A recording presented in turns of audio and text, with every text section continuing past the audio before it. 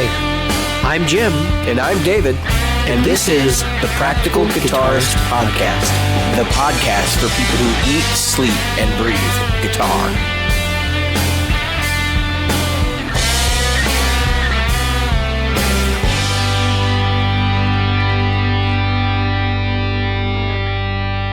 The Practical Guitarist Podcast is brought to you by Great Lakes Guitar Pickups. Great Lakes Guitar Pickups provides fantasy tones at prices a practical guitarist will love. Featuring top-notch construction, attention to detail, and a fully custom product, if you can dream it, Great Lakes Guitar Pickups can probably build it. Follow them on Facebook at facebook.com/Great Lakes Guitar Pickups. Are you a regular listener? Why not? David here reminding you of all the ways you can participate in the Practical Guitarist Podcast. Subscribe using your chosen podcast app. Review us on iTunes, Stitcher, iHeartRadio, or Google Play. Find our Facebook group at facebook.com/groups/Practical Guitarist or on Twitter as @PractGuitarist. Support the show. Merchandise is available in our Threadless store at practicalguitaristpodcast.threadless.com. And donate to us via Patreon, available at patreon.com/practicalguitarist. Reach out to us directly via email at questions@practicalguitarist.com. Hello, Jim. Hello, David. We had a fun week, I think. Both of us have had some things go on, and some interesting things. All my stuff happened today, actually, and really ignited me. It's already been mentioned in the group. And would you want to talk about what happened with you first, or do you want to want me to bust up what happened to me? Well, I'm going to talk a little bit about what I saw today. Okay. So, at Guitar Center, I saw a Fender Stratocaster that is priced at $39,999. In other words, $40,000. Now, I will give you that there are probably guitar centers, LA or New York, where someone might walk in and spend $40,000. Virginia Beach is not one of them. That's one of the things. And two, they have two versions of the same guitar. And here's what's funny. So the guitar in question is an SRV. It's the Fender Custom Shop Tribute #1 solid body guitar. Obviously Stratocaster. It is. Oh, it's only 40? It's only 40. When you told me what it was, now I understand why, but I'm kind of confused as to why it's only 40, because I've heard of those guitars going for $50,000 or $60,000. That was the shot. That was the surprise. So it is in great condition. And of course, because you wouldn't know if it wasn't. Yeah, because it's supposed to be beat to shit.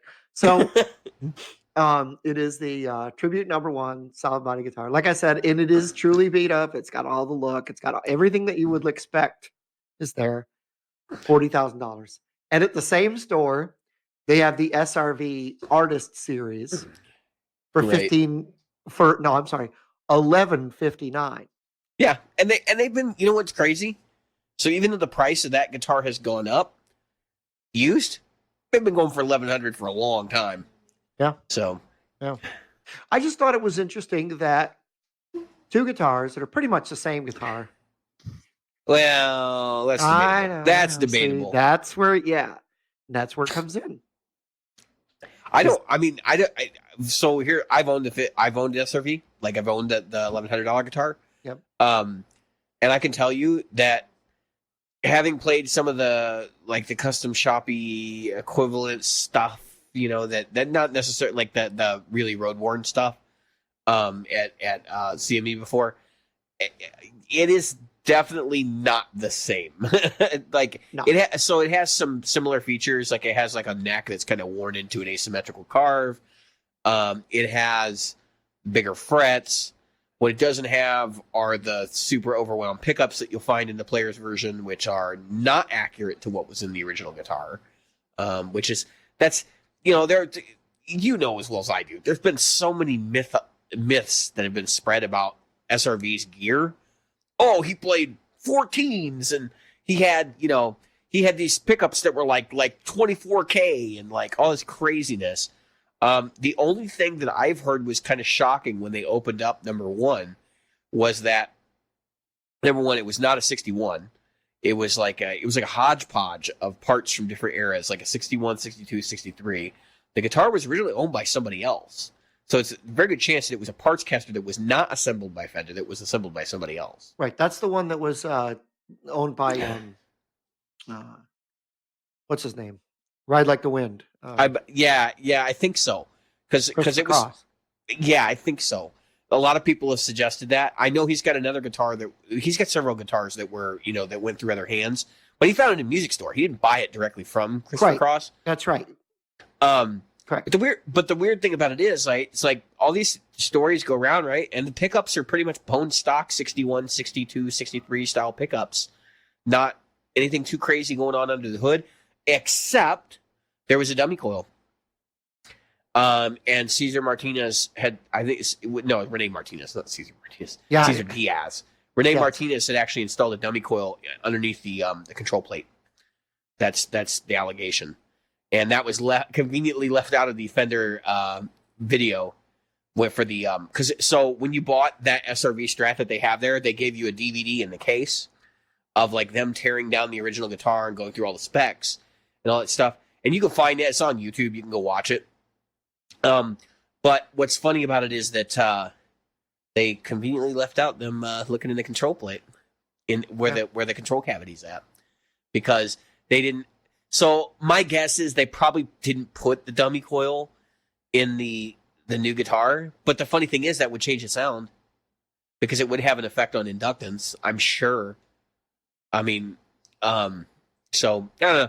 I don't think it's probably that big a deal. I don't think it's like, mid boost or anything like that by doing that, but it's certainly like it made the guitar quieter. I don't think it made the guitar silent, but he certainly there's a lot of people indicating that Rene Martinez was really kind of concerned with the neon lights of the time and noisiness. So didn't he do work also on SRV's amps? That was Cesar Diaz. That was Cesar Diaz. Yeah. That's who I was thinking. Cesar Diaz built pedals and amps. And even like his super reverbs, they're not really super reverbs. Like a lot of people thought they were super reverbs, but they had been gutted pretty much. Whatever circuit was inside those. Yeah, he had completely, who knows? Gutted it and rewound everything. Yeah. Well, Philip Stacey, who's a big devotee of that kind of sound, he sought out Cesar Diaz before his death and got some amps, quote unquote, modified. But modifications don't take enough time that you'd have to stay with the person in order to get it done. And apparently, Philip had to stay with him for several days. So I have a feeling these were not modifications so much as let's take this circuit board out and let's put this new one in. Not circuit board, but turret board out and put a new one in. It's like significant rebuilding and revoicing of the amps. But we know that Stevie had an affinity for the vibroverb. Like, I know a lot of people are like, oh, well, his sound was very super reverb-ish, but he was a vibroverb guy. Like, he liked the 15-inch vibroverbs because he could get them in and out of his car in the early days. I know he still played supers from time to time, but I wonder if he had his circuits converted over to vibroverb spec and were running 410s in those super reverb cabs that he had, like at the Alma combo thing. And he also played a lot of freaking Marshalls too. And people don't like ever give him credit for that. He played Marshall Club and Countries, and he had I know he had some super leads and stuff. And you can see him like in his back line from time to time. You get these pictures of him playing like big shows, and like he's got like a Dumble back there, and there's a Marshall, and some of the shows. So he had a couple of Dumbles. He had the Eric Johnson turned him on a Dumble, and he got the Overdrive Special. And then he didn't actually like that all that much. Now, I've heard varying reports of whether he gave it back. Because some people have said, well, no, he sold it back to Dumble, or he gave it back, and then Dumble made him the Steel String Stinger, or Singer, whichever it is. And so that was like his go-to Dumble amp, which was basically a modded super reverb. But I have a hard time believing that story. I think he probably kept it. Because if you heard like they couldn't stand the weather sessions and stuff like that, they apparently mic'd up like 50, 60 amps in the studio, and they were just like fading in what they wanted for each track. So the Dumble was probably there somewhere in that mess. Probably one of my favorite SRV songs is Couldn't Stand the Weather. Yeah. No, and a great tone on that song. Sounds like a double to me. Oh, it's incredible. Incredible song. So yeah, no, I mean, so your suggestion here is like what? This is an expensive Strat, or that this is like one that, I mean, this is a collector's item. Is what this is. That's exactly what I was going to say. So that's what I was going to get at. This is not the kind of guitar you would take and you would play at a gig or anything like that. You would put this in a glass case and go, look, I've got an exact copy of Stevie Ray Vaughan Strat. I get it, but I just don't. I don't understand the logic of purchasing an amplifier, or a guitar, or any kind of stuff like that. Yeah. At that cost, that's just going to sit in glass. Yeah. Well, so that's my thing too. Is like when those came out, they were $20,000, right? Yep. And I kind of sit there and I scratch my head and I go, that's just on the cusp of like being outside of playable territory for most people. Right. Because I mean, people play $10,000 guitars. I mean, I've seen $10,000 guitars on stages, even locally. Of course. It's not something that I would do. I mean, I would have a panic attack. But I could definitely see somebody who's in that realm, like, you know, $10,000-$15,000 custom Gibsons and stuff like that, going, yeah, $20,000, I can have a copy of SRV's guitar, I'll take it out. But the fact is, they never sold for $20,000. Maybe the first buyer paid that, but after that, they immediately went up to the $40,000-$50,000 bracket. In fact, I've heard of them selling for as high as $100, but I don't know that that's actually accurate. You know, things get legendary real quick. Right. Like there's a couple of Dumbles that have sold for high dollars like that. So everyone's, oh, they're worth $100,000. No, they're not. They're worth about $30,000 to $40,000. Yeah, it's a possibility that, let's say, because these are serialized within the series of custom sure. shop. And there was only like 100 of them. Yeah, was it all 100 or less? It was a very small limited run. I think it was under 100. Yeah. So given that number, if let's say you had the first 20, you know, you had a really low serial number, that might indicate that you were maybe number one of the series. I'm not saying that number one is any better than number 99. I always just laugh at that because I'm like, serial numbers don't really mean a whole lot in terms of like, oh, well, this guitar came off the line sooner, but that doesn't mean it's any better than any of the others. Right.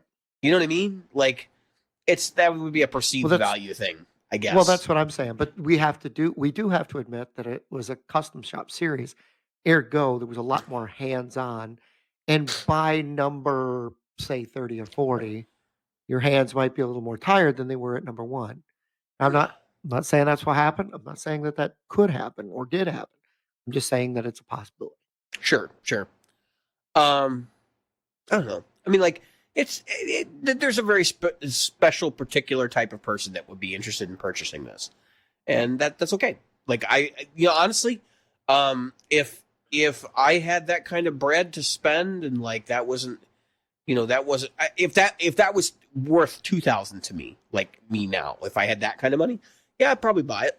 To be honest with you, just because like that guitar is only going to go up in value. It would be actually, this is one of the few things where I tell you like that's a good investment. Those are highly sought after. They rarely come on the market. And just, you put it in a vault somewhere. Like that's all you can do, really. You are not going to take this thing out and play it. Like the vast majority, because the value is not $20,000. It's $50,000. You're not Joe Bonamassa. Bonamassa could buy this and take it on stage. John Mayer could buy this and take this on stage. But the average dude, like, that's not going to happen. Even your average, $500,000, somebody pulls down $500,000 a year is not going to take this on stage. No. It's just not going to happen. So, it is what it is. Yep. Cool though. So you've seen it in person now. What'd you think? Is it slick looking? Because I thought they were. Because I've seen one before. They do look like the real deal. So the cool thing is that one of the things that people who have worked at Guitar Center probably know this, but when they get a guitar like this in, they have to take several pictures, and they're asked to take pictures even ones they don't post. Take picture after picture after picture, and then there are pros who go through these pictures. They can't just take a guitar like this in, right? Because they gave the person probably close to $30,000 for this guitar. Yeah, and they have to make sure that it's legit too, because there could be a fake. That's right. And in this kind of possibility, they can't afford that kind of money to go out. Even though people say, "Oh, it's just this much money, guitars that can afford it." Let me tell you something. It doesn't matter what kind of place it is. I hear that all the time. Oh, it was just this much money, so they can afford it. $30,000 hit could close a retail store. That's right. They easily close a full store. So anyway, it's the real thing. Looks nice, feels nice. Is it my thing? No, I've said before, I like to make something feel the way I want it to feel. And so the wear and tear on something would be my wear and tear and not necessarily somebody else's. So that's why for me, a guitar's, if you don't have the time to spend on a guitar, I can understand the desire to get something like this. But for me, I'd still rather wear and tear my own things. Yeah, I mean, well, and this is a guitar that's beyond broken in too. Let's Yeah. be realistic here. Very This is a much guitar broken. that's been basically, if it was in anybody else's hands, it probably would have been trashed. Because that guitar had been completely mangled. Like it was. Oh, He had been told on the last tour that neck had to be retired because it couldn't take another refret. yeah. And so he had,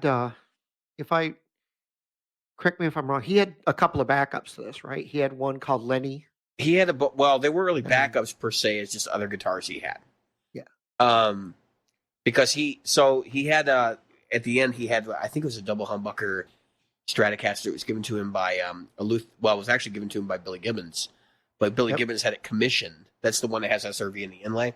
That Yep. probably would have been his replacement guitar for that, because that's what he was using in place of number one on a lot of gigs. But he got about halfway through the final tour and he was like, they put a different neck on it. And he was playing it through most of the tour, and then he got about halfway through, he said, "No, to hell with it. You're putting that neck back on there."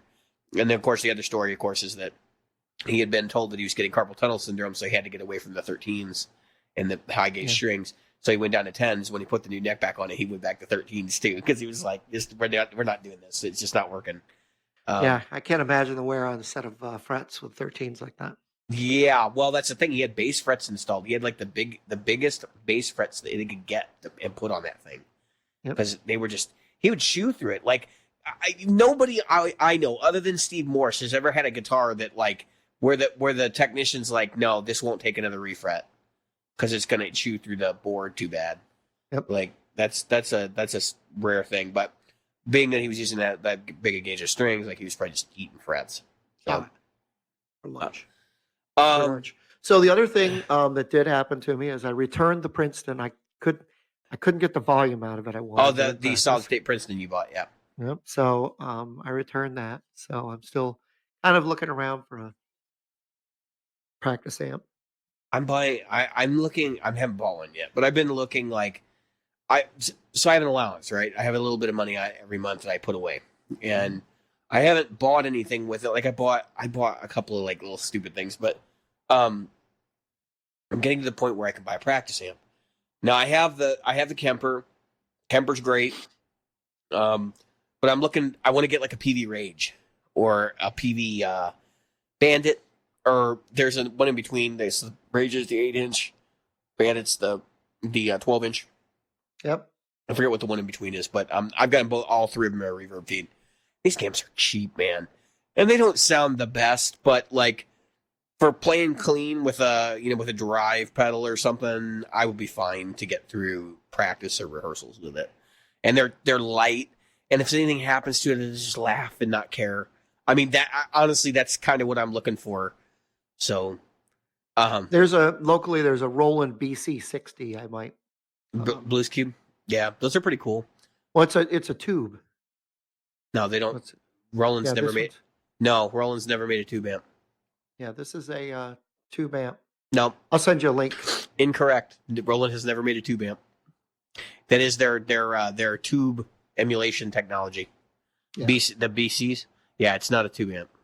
They look like them. That would be pretty amazing if they did. Yeah, I'll have to get you a picture of the back end. Yeah. Either that or somebody stripped out the interior and put some in it, which wouldn't be the first time somebody used a case. Google. Yeah, so you're talking about a BC60? Mm. Pulled up. Sorry if this is boring anybody who's listening. Trust me, it's going to get real raucous here in a minute.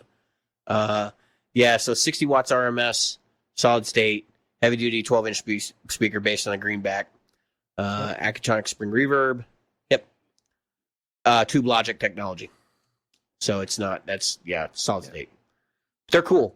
I've actually played a couple of those over the years, and they're pretty good. I would say they're significantly better than the next tone or whatever that other thing that Boss is doing now. Which is kind of the same idea. So anyway, moving on. Yeah, we're gonna talk about some stuff in the group. Before we do that, we're gonna talk about some audio hardware that I bought at Sweetwater Gear Fest. And I mentioned this in the group this afternoon. This kind of all went down this afternoon. And Jim, you may be kind of getting informed of what's going on here as part of this conversation. So last week I started having some issues with my Presonus 1810C. Which is an audio interface. It has 4 inputs on the front, a couple more in the back. It's got SPDIF. It's got, ADAT. It's got everything I need, right? I could run a small project studio with this thing. It wouldn't be the greatest thing in the world, but I could. So I bought this thing because it has all the ins and outs I wanted on it, right? But at Gear Fest, I approached them because I'd owned another Presonus interface prior to this that was a piece of junk. And I was really honest with the sales rep. I was like, look, dude, I'm gonna be brutally honest with you. I had this interface before, and it was a piece of hot garbage, and you guys didn't support it, and you didn't keep the drivers coming out for it, and I basically bought a paperweight, and it was junk, and I threw it in the garbage. And he was real apologetic, and he's like, I can assure you that that's not the case now. That every product we bring out, we put a lot of support behind it. Like you have good drivers and. We don't have a diversified product line like we used to because of that, because they wanted to unify everything. And it just, touchy feelies. And I really hope that, this works out for you, whatever. Thank you for considering our product. So I bought the 1810C. I'm like, I'll give him a second chance, right? So remember, I had a Steinberg UR22 before that, which is not the best interface for recording guitar. And there's some various reasons for that. But anyway, the Steinberg, I didn't really have any problems with it. Now, I use it with Cubase. So Steinberg obviously makes Cubase. They are part of Yamaha and all that. All these products are tightly integrated, right? So I'm using this 1810C to record with Cubase. And that's where things started to become iffy, right? So things worked pretty well when I first got it. I don't like the mix console software. It's kind of clunky and it's kind of hard to follow, so I have this mixer software and then I have the mixer inside Cubase, and they're two separate things. And oftentimes, so basically all the mixing for the 1810C is just monitor mixing, right? So I can mix to going out to my monitors on my desk here, my headphones, and I can have 3 different mixes going on, and I can do all that.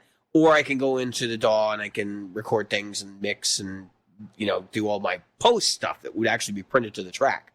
Now, this is where things get iffy, right? So I have my monitor set up. It's my computer speaker monitor set up, right? It's the same thing. I don't switch back and forth. If I'm going to play video games or something, I use my JBLs, which I also got at GearFest. Great monitors, by the way, and I paid nothing for them. They were $150 for the pair, and they are phenomenal for the money. But anyway, I have problems switching from Cubase to other applications and back to Cubase.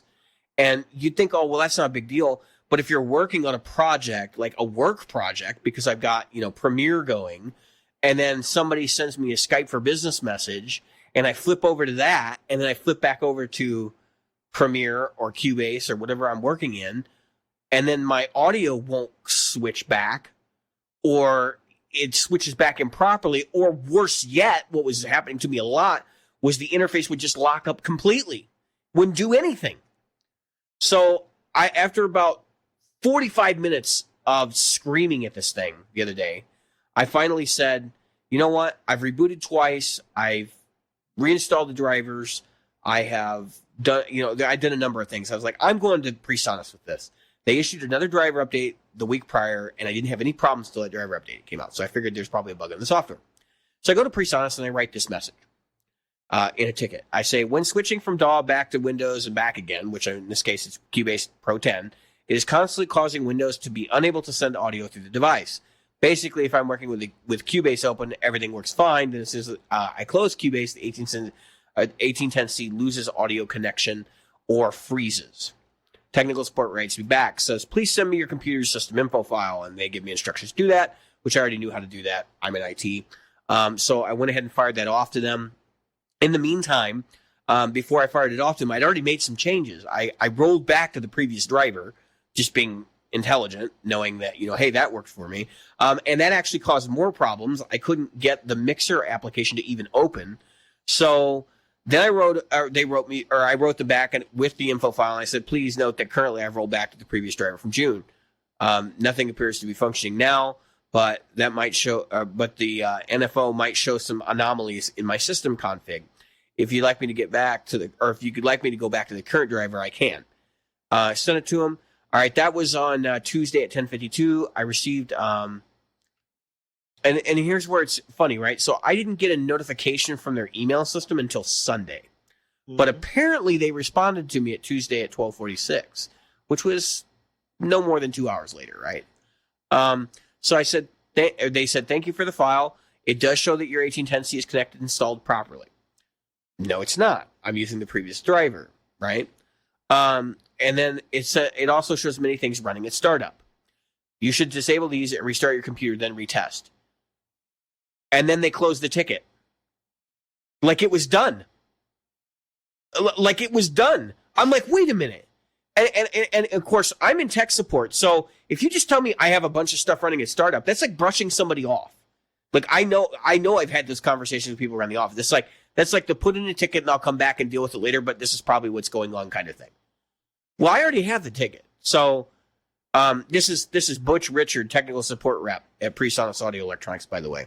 So not to out him completely, like I'm sure that he's got a manual that he's reading out of and that he's like not really like most of your tech support yeah, people. He's probably not like the guy that caused this, right? So I respond and I'm pissed, right? Because I didn't get this till today. So I'm like, it took you 4 days to brush me off? Like, what? So now, coming back, I respond, and I said, in a realistic use case, startup applications are unavoidable. Your hardware is being deployed in a variety of environments, from home studios to project studios. And I would assume other places, however, given my experience with the product, that's probably not the case.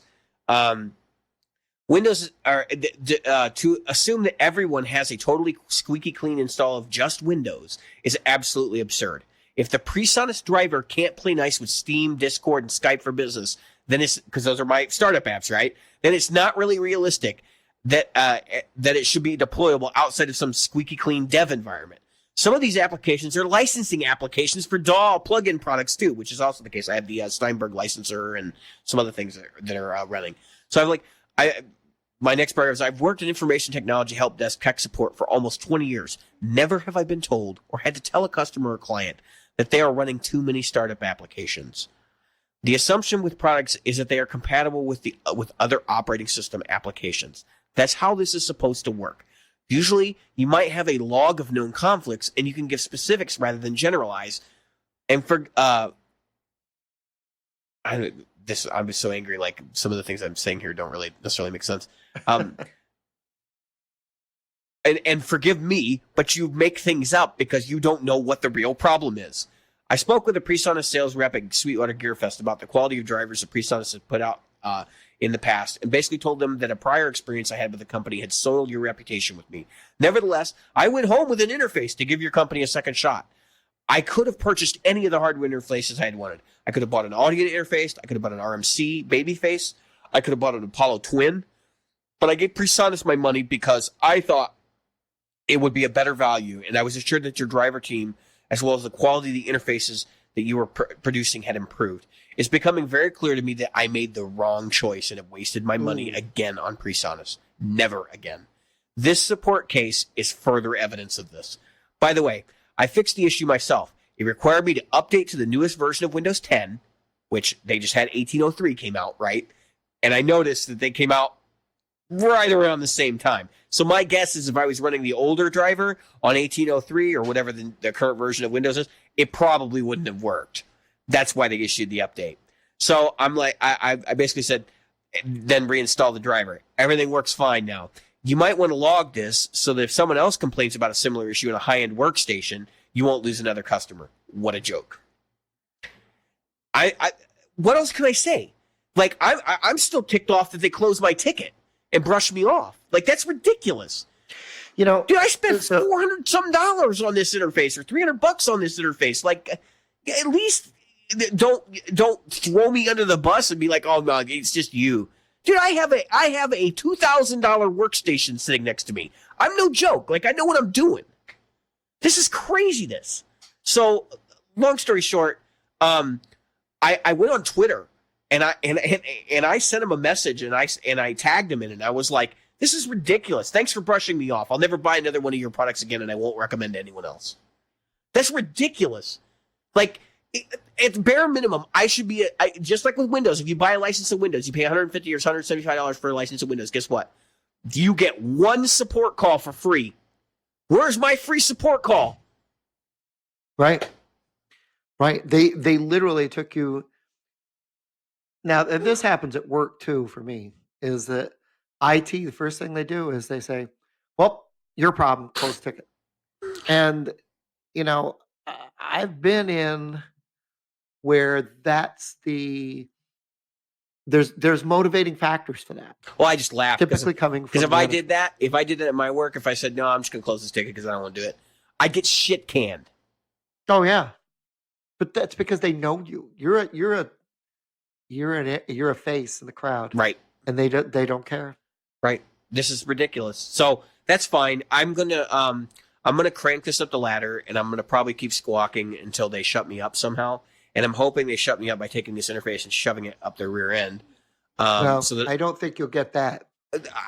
You I might can get a hope. replacement, or not a replacement, but you might get a return. I don't. I'm not.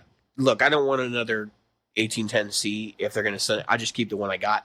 But because it works fine, like as long as the drivers work, and so Robert Jackson commented on my thread in the group about this, and he goes, I've had good experiences with their customer support, and I'm like, but he said that was for Studio One, and I'm thinking, yeah, I'll bet you if I was running this on Studio One, they'd be like, oh, we can help you, we're going to help you as much as we can, like we'll do everything we can for you, because they're not selling hardware. You know what they're selling? They're selling Studio One, is what they're selling. And I'm sorry, but like Studio One was not even a DAW that anyone cared about 5 years ago. It has developed quickly and rapidly, but I'm sorry, but a product like Cubase, which has been around for almost 20 years, is far more mature. Now, granted, I'm not a huge Cubase fan either. Like I've switched away from that application several times because I don't feel that it is set up for people who need to be able to record quickly. And to capture the moment. It's very much like let's set up your project, let's set up your ins and outs, let's record some tracks. You know, it's very like an arduous task. You almost have to like rethink the way that you do things, instead of just plugging it in, hitting record. So I don't know. I'm willing to try Studio One. I have a license of it now. I mean, I bought this thing. I have various plugin licenses that go with it. I'm not mad. Like, let me be very frank here. I'm not mad with Sweetwater. Actually, my Sweetwater rep, Brant Miller, steered me towards several other interfaces that I probably should have purchased. But I didn't want to spend the extra money. I was already dropping like an insane amount, and I was like, I only need this for like a year or two, and then I can get a really nice interface, and hopefully I'll be in a house at that point, and like I'll be able to like set up a real studio, and So I'm kind of like. I'm frustrated with myself, but I'm not, because I know I can get through with this thing. I have a backup interface. I have the UR22 underneath the desk. It doesn't have SPDIF. It doesn't have ADAT. So I'd have to figure something out as far as that's concerned. But it's not that big a deal. This is not the end of the world for me.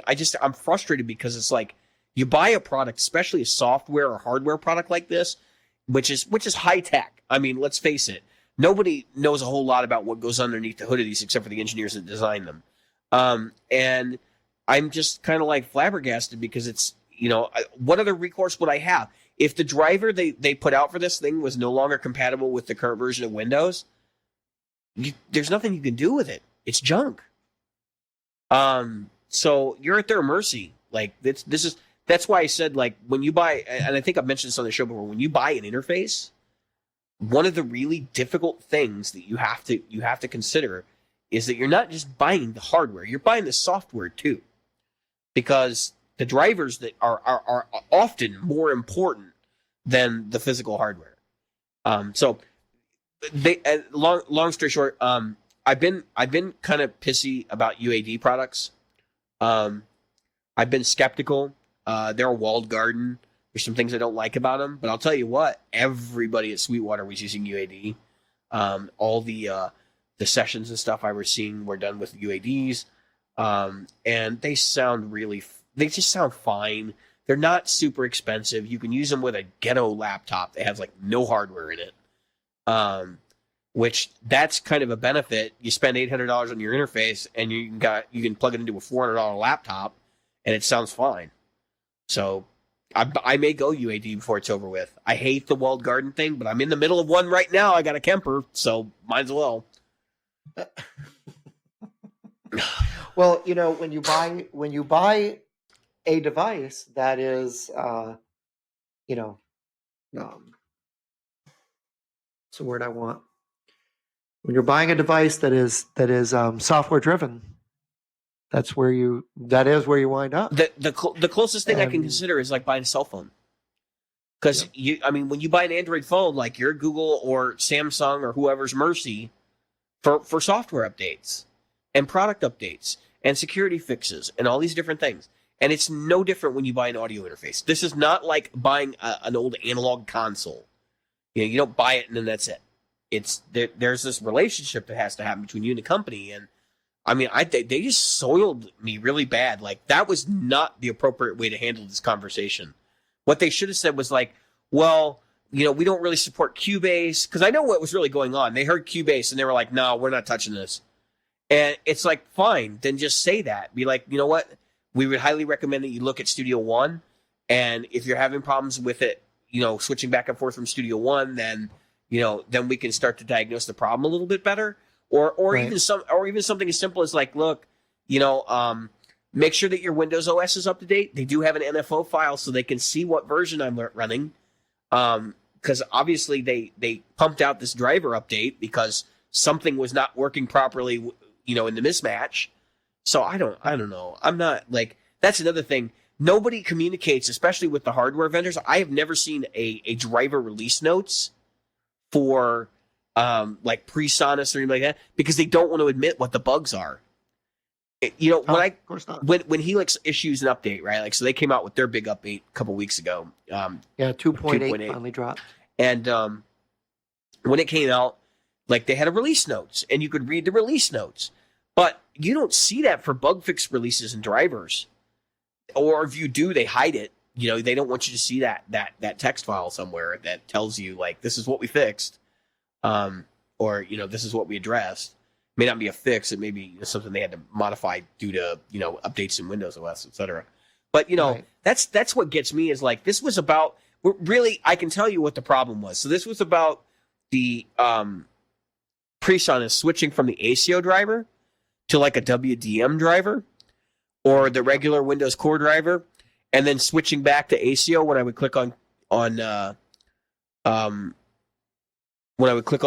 Cubase window. But actually, what was really funny was that it works fine when Cubase is open, which tells you that Cubase does something with that switch. And that when you close Cubase, if you don't have it switched to the whatever's going on in the background, it doesn't switch properly. And then the interface is just like, I don't know what to do. Like, I was in ACO mode. Like, hey. So there's something funky going on there, but it's working now. I'm not complaining about that. Like, I just wish that they had handled the case with me better. I would love for them to take this thing back, to be honest with you, because I would take the $300 or whatever I spent on it. I think it was $340 with the sale deal, and go and get a UAD or something, because this was just like, I bought this as a stopgap, and I was hoping that Presonus would really fix it, because I looked at the competitors. I mean, look, what else am I going to buy? I'm going to buy a Focusrite Scarlett, you know, because I need SPDIF. Like that's the main thing. And this had SPDIF built in. I didn't have to have a converter because you can go from, I guess, ADAT to SPDIF. There are converter boxes, but I'm like, I don't really want to have to buy like a $40 converter box off of Amazon that's made in China and who God knows what it's doing to the signal, you know. But maybe that's the route I end up going. So SPDIF is pretty much dinosaur age right now. Like, I'm surprised that Kemper is still trucking with the SPDIF connection. Oh, Yeah, we did talk about the Kemper stage last week. It's out now. It's the streets this week. Yeah. No, I actually think it's already hit the streets. Some people have them already. Oh, really? Yeah, they were out. They were out during the announcement. British Audio was selling them, and Well, Sweetwater's got them, but they're already sold out. They blew out of them like immediately, and I wouldn't be surprised if they didn't sell them all to staff. But yeah, so you know, I'm not like the big joke right now is of course, oh, you'll spill beer on it. Spill beer on the other one. Oh, well, the remote's cheaper. You can always replace the remote if you spill beer on it. I don't think anybody wants to spend $400 to replace the remote if somebody spills beer on it. You know what I mean? Like, that doesn't make any sense. Yeah. I just don't care. Like, I came from the Helix world. Like, we lived with that. You know, somebody could spill beer on it. So what? You have insurance. If you don't, you shouldn't be. Exactly. You know, you should be like real clear on what you're doing. Or you should have a protector, which they do make. So I don't know. Like, I don't even want to get deeper into that discussion. But yes, the Kemper stage is out. It looks cool. I'm not really that excited to buy one or anything. I'm like not running out to buy one. And they didn't add any features really. It has the same features as the stage as the head pretty much. Although it does have a new firmware, which means we will be getting a new firmware soon too. Yeah, there's two things that it does have a new firmware, and there isn't, at least at the moment. That's probably realistically never going to happen. There is no powered version of it. Yeah, it's probably not. You'd run this. It's probably not. And you know what? For this product, like, it doesn't need to happen. It's the whole idea behind it is the convenience of being able to go direct. So I just don't think that it's all that necessary. And to be honest with you, like, I probably should. So the thing is, the powered version is so convenient. I could have bought a stereo power amp and bought the Kemper unpowered, and it probably would have been a better fit because long term, like if I get to another product, but it's like I'm just gonna have amps anyway. It's not a big deal. So, yeah. So there's that. I sold my SG. That's now in the hands of somebody on its way to Argentina. And really, yeah, I made significantly more money than I thought I was going to make on that. $200 more than I paid for it originally. Wow. And so that's money is in the hands of my wife, hidden somewhere in this house, so that I will. Well, I don't know. She may have put it in the bank, but just put up somewhere so that I will be able to purchase another guitar later. Yep. And so this is an interesting and relevant conversation, right? So like I've been playing 7-string for a while, a couple weeks now, and big wide necks, right? Yeah, I have carpal tunnel now.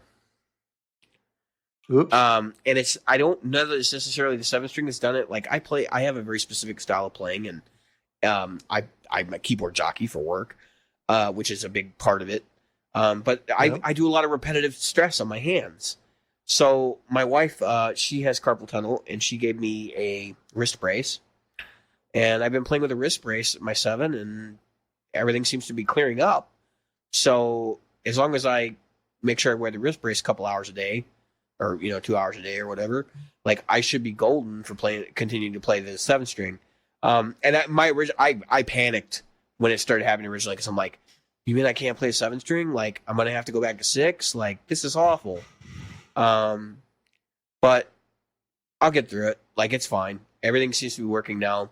This is why I'm not running out and buying another Kiesel right away, because I'm like, I need to make sure that I'm going to be able to work with what I get. And then, of course, I can always buy a 6-string Kiesel if I really want to. Or I can go... Actually, I would probably go Warmoth if I had to pick, whether I was going to... I would go warm off and then assemble the guitar myself and then have somebody else set it up. Yep. Because I can get whatever woods I want, and I can see the woods in some cases before I buy them. So that's kind of nice. Yeah, it's always nice to look at the wood before you buy it. Yeah, I don't like looking at wood. It's just not my thing. It's some people's thing. Some people like it. Yeah, it's a thing. It's a thing. Are we talking about grain, or are we talking about Never mind. I'm not going follicles. Well, if you get there and it's like there's no tone in it, what the hell good? Right. Well, so Mike, I lucked out on Mike Easel. Mike Easel sounds great. Everybody's played it's like wow. So I don't know. I mean, Nick played it. Like Nick can comment in the group. Kish has played it. Kish likes it. So, I don't know. Like now that I kind of sit back. So we had a topic for this week.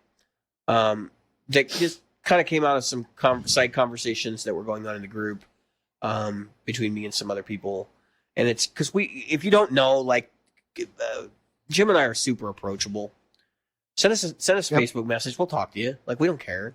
And we have like side conversations with everybody who's pretty much active in the group to some extent. Yeah. And just some of these side conversations, like there have been some kind of critiques of things we've done on the show, and like that's fine. Like we encourage that because that's how we get the show, make the show better, right?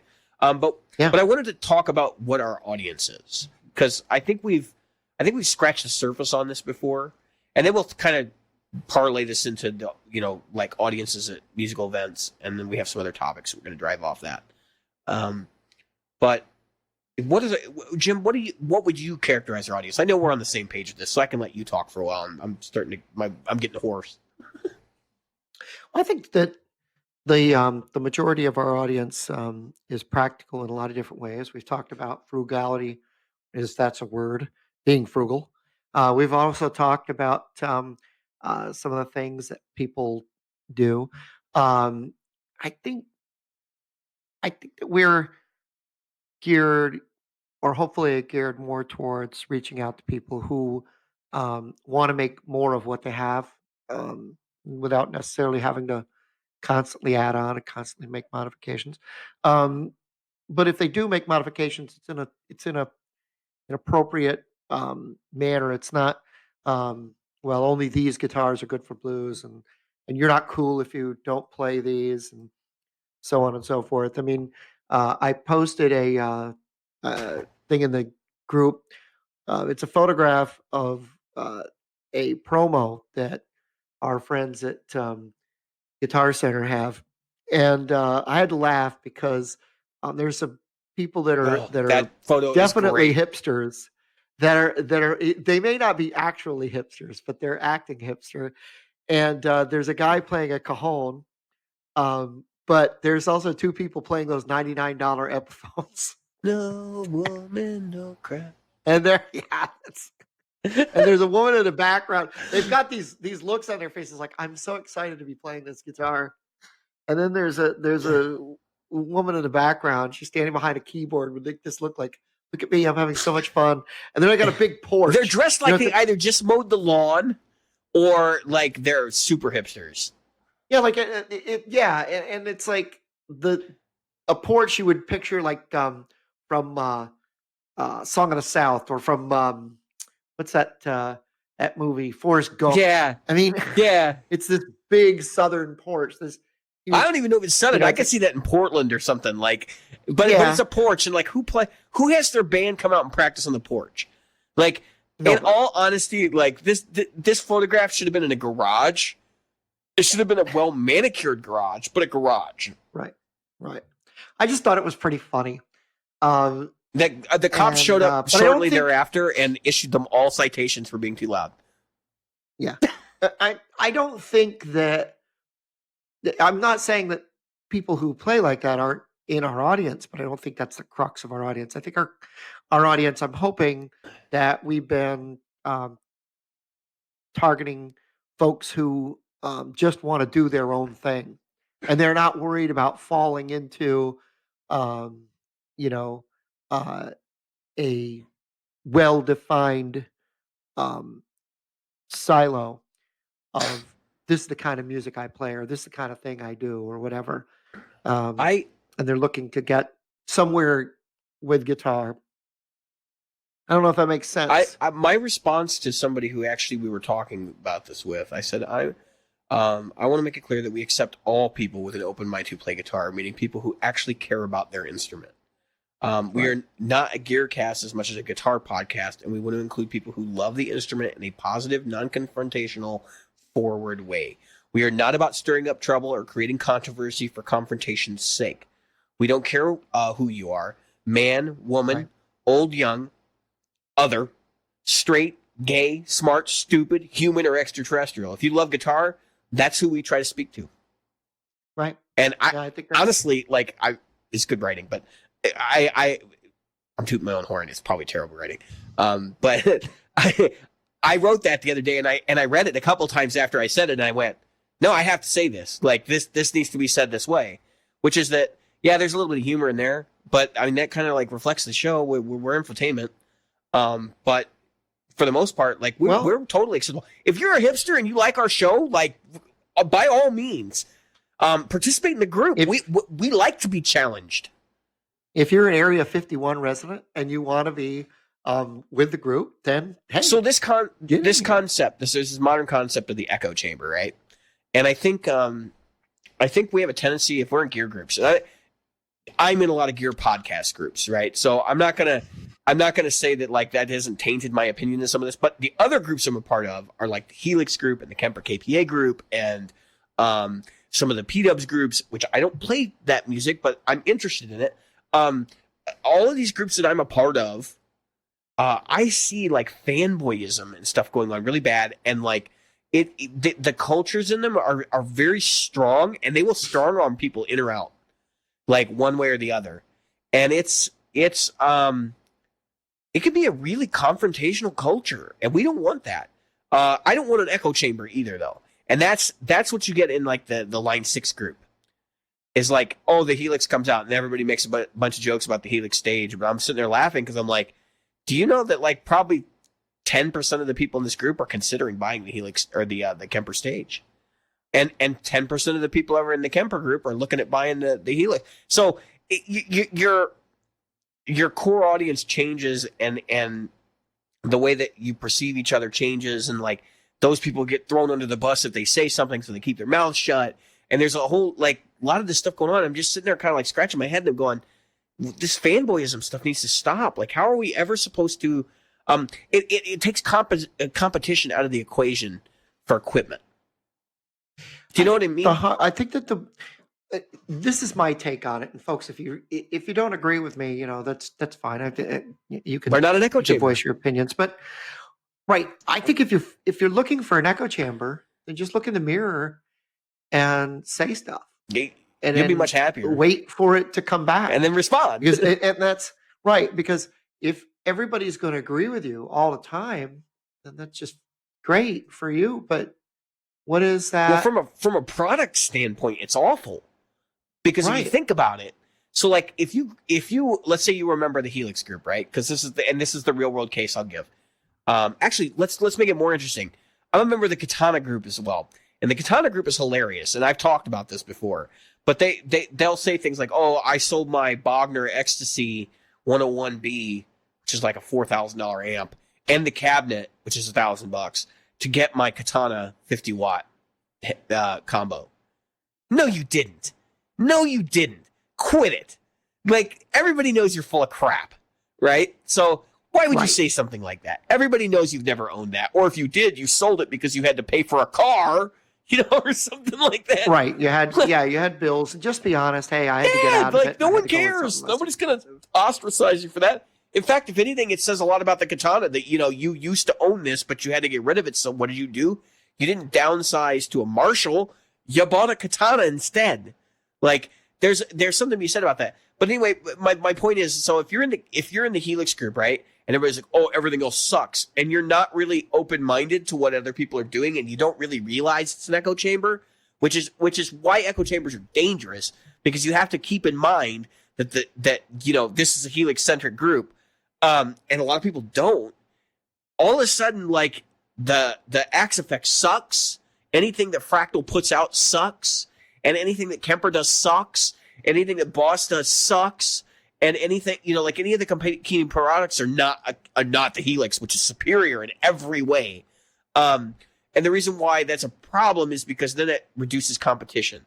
Because people aren't like, oh, well, this one does this, and I really need that, so I'm going to go buy that. So then the next time when Line 6 makes a Helix 2, they don't include that feature because nobody jumped ship over it. You know what I mean? Like, it's almost as though these things are reducing the need for selling points. And so it's fine to just make a cookie-cutter copy of the same product.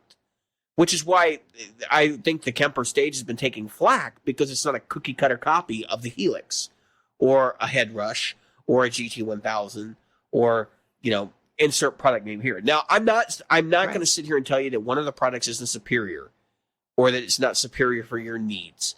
Like, the Helix has a very specific group of people that would enjoy using that product. The GT1000 has a very specific group of people that would enjoy using that product. It's a very small group of people, but it is a group of people nonetheless. That was my little bit of attempt at some saucy humor there.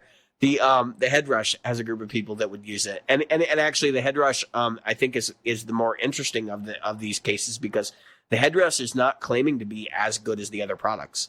It's claiming to be easier to use, and it's claiming to be cheaper.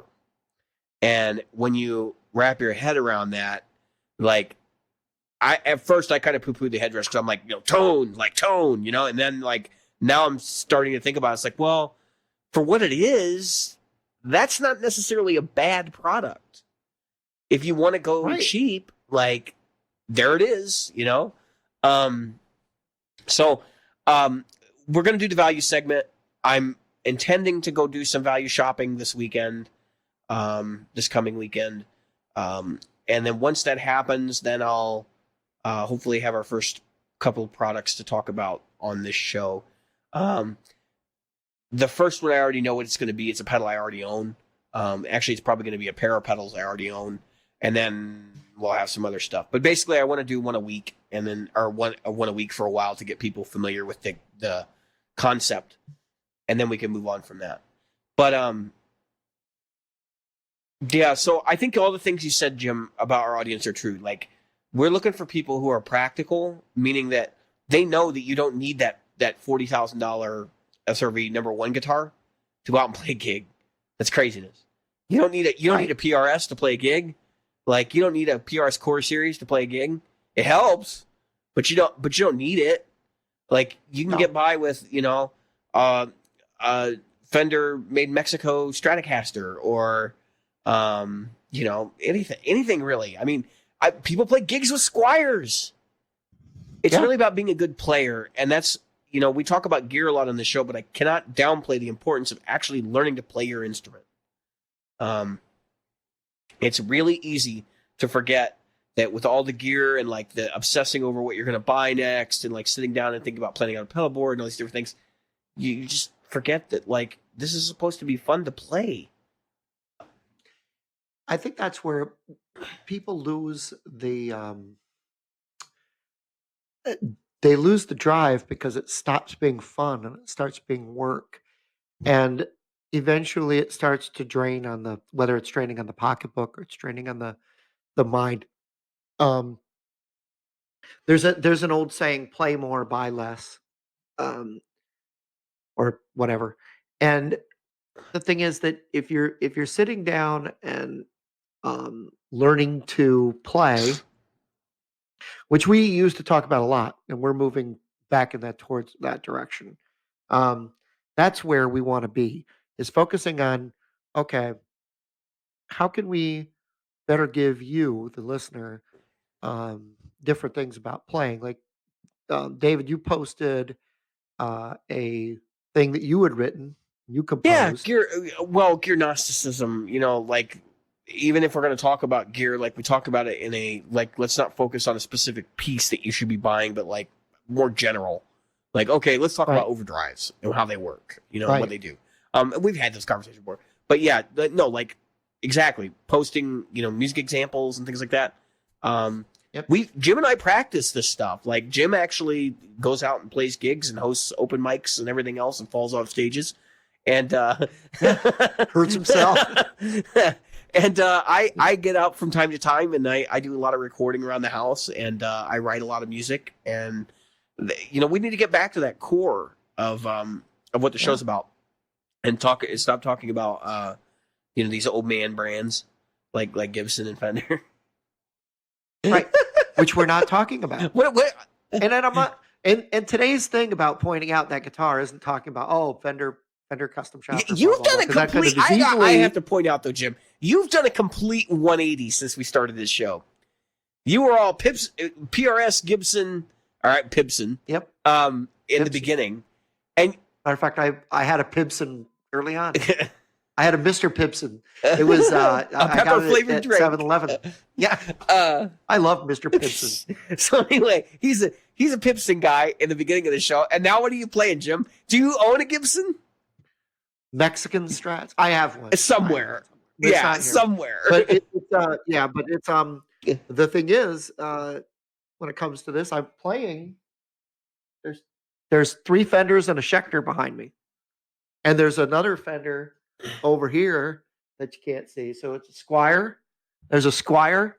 He's and 3. I can remember him saying to me, like, I can't get with single coils. Like, I just can't do it. You got single coils and all this stuff.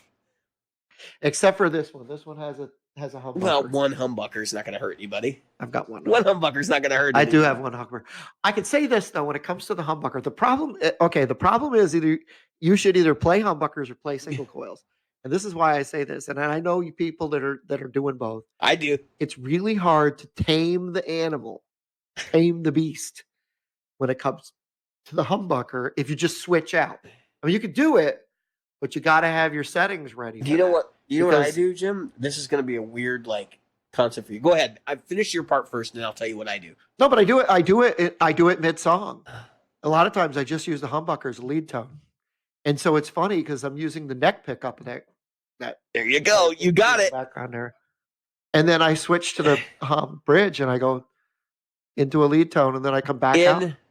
So, HSS configuration is sort of popular with the hard rock crowd, and there's a reason for that, right? So you're playing through pretty gained out amps. There's not going to be much dynamic difference between. There's going to be a tonal difference, but not so much in dynamics, because they're not really hitting a clean amp usually. Now I know people are going to write in and say, "Oh, that's not true." I get it. Everybody's rig is different, but I actually. So you know what I do, Jim? When I want to dial back, then I switch to the split part on my Kiesel, where it's split between one pickup and the other. I get a single coil split, right? So I only get one of the coils. Yep. And what it does is it drops the volume a little bit. Just a little bit, not a lot. Yep. These pickups split really, really well. Probably the best split pickups I've ever had. But anyway, just switch forward. Then I got my rhythm sound, so it's not super gained out. And then when I want to go, and it's chunkier too, which is nice. And then when I want to go back in lead mode, I just flick my hand across it and it goes back in lead mode. And I think there's a lot of merit to using a double hum guitar with a split like that in that way.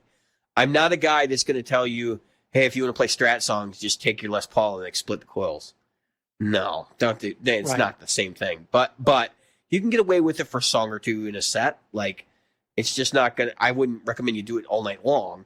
Don't show up to your gig where you should be bringing a Stratocaster with your Les Paul, with a push pull split on it.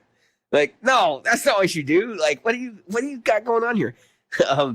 So I think there is also a tendency when it comes to pickups to be to look at pickups and go, this determines what I'm going to sound like. Very much oh, the humbucker is going to completely.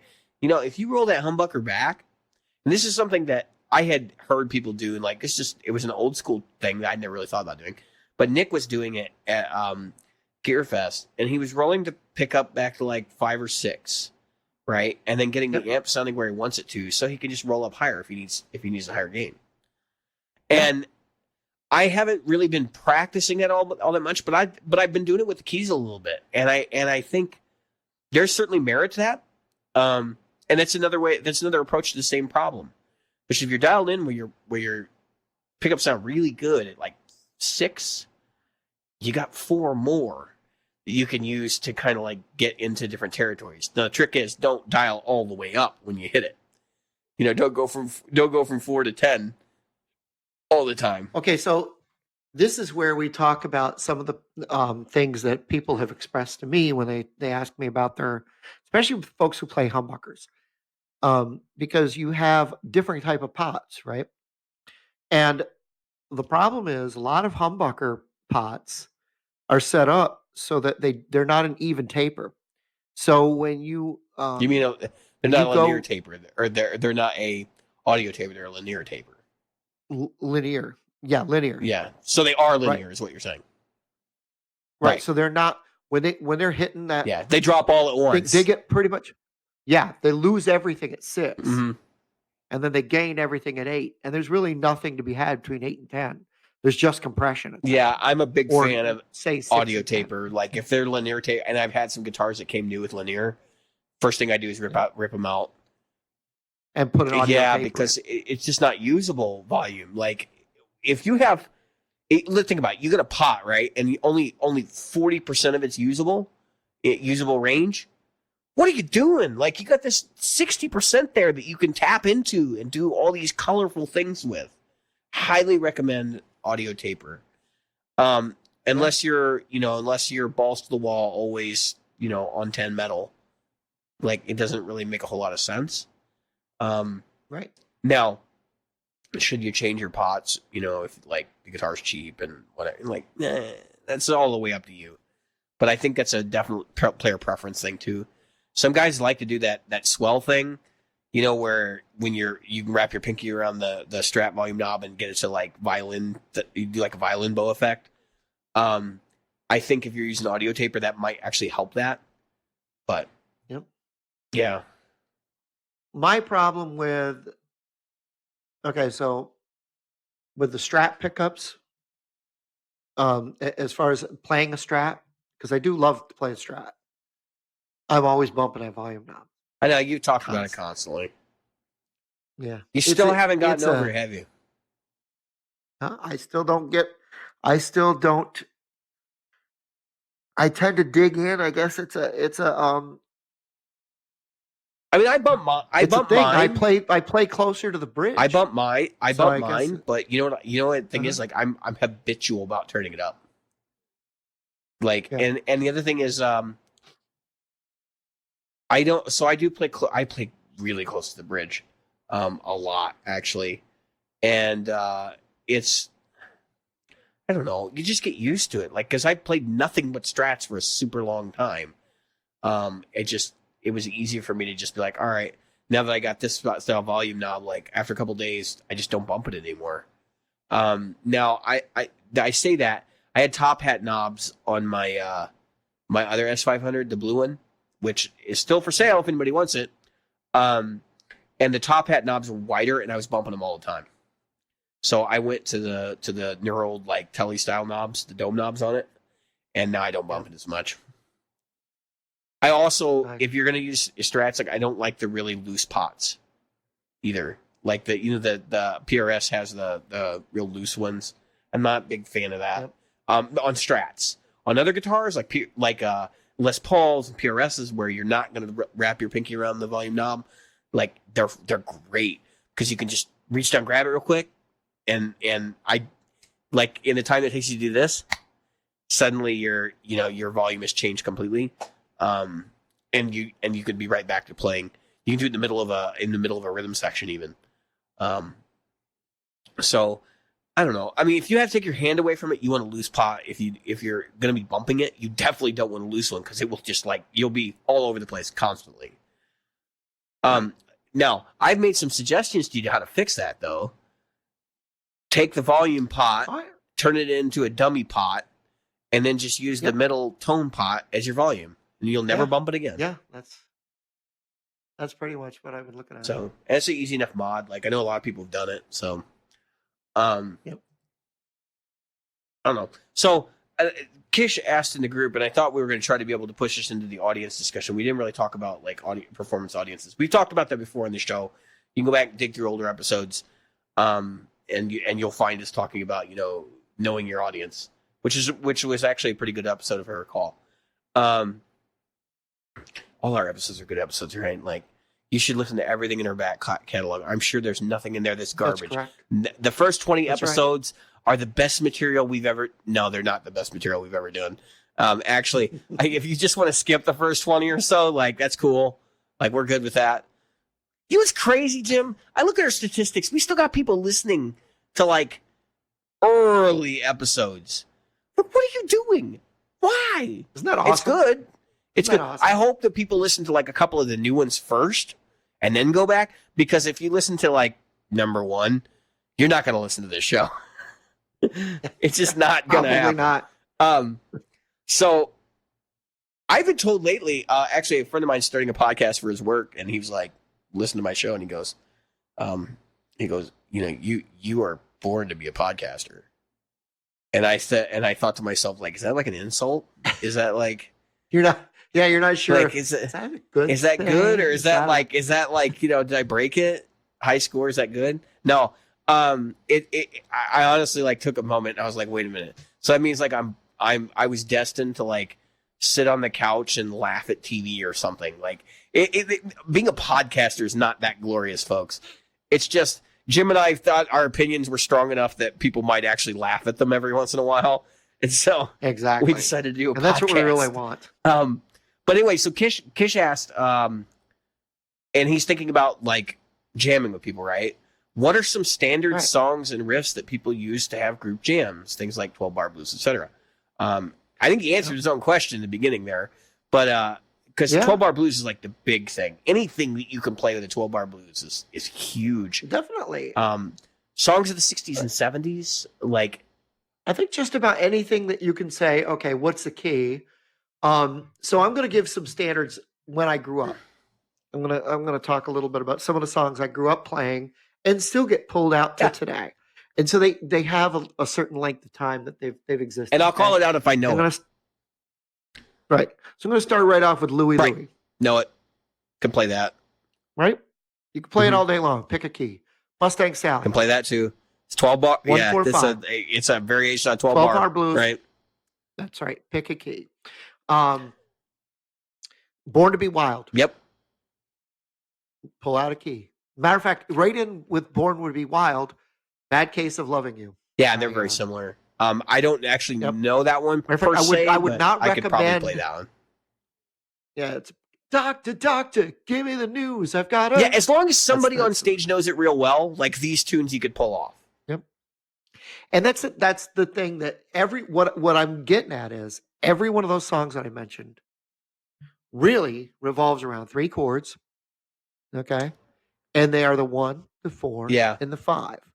And so now the only real difference, so that's why I don't recommend playing Bad Case Loving You and Born to be Wild together, is that they're so close. There is a little variation in the chord sequence in Bad Case Loving You that you'll get stuck in playing Born to be Wild and you won't get out of it because honestly, they're that close. They're that close.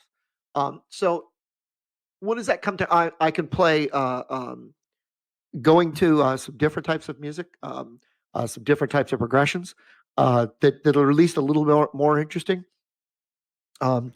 Dirty Deeds Done Dirt Cheap. Any AC/DC tune. Oh, so many AC/DC played the same song for 20 years. That's basically... But at least, right. Dirty Deeds Done Dirt Cheap, TNT, that whole Bon Scott era. If You Want Blood.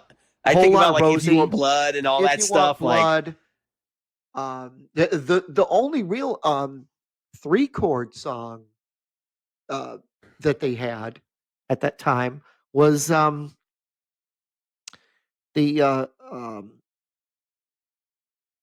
the one about in the beginning? Oh yeah, Let There Be Rock. In 1955. Yeah, Let There Be Rock. That's really the only one where you can say, okay, it kind of got 3 chords. Or the rest of their music really had a lot more chords than 3 chords. I'm not saying they were but they're complicated. But so like I've been in situations like open mics where somebody's like, oh, I'm gonna play, let's say, If You Want Blood, like then all of a sudden I'm like, I don't know if I can play that. And then I hear him play like the first 3 or 4, measures of it. And I'm like, okay, yeah, I got this. Cause like, I just saw how they do it. And I'm like, all right, now I got it. Yeah. And so, if you wanted to look at music that's a little more today, as a matter of fact, I have a list. You did not know. Check this out. He has a list, folks. Hold on. I have a list of songs. I'm going to read. Oh my God, that's a long list. We're going to be here for a couple hours, folks. And there's songs on not really, no, because it's only one side. The other side's the artist. So I'm going to go real fast. But these are songs that I've jammed with in bands, and they're actually not that hard, but they're going to be all over the map. Yep. Are you ready? So I'm gonna kind of say the name of the song. I'm not going to list them all, but I'm going to name the name of the song and then the era that it came from, and the kind of music it was. So "This Love" by Maroon 5.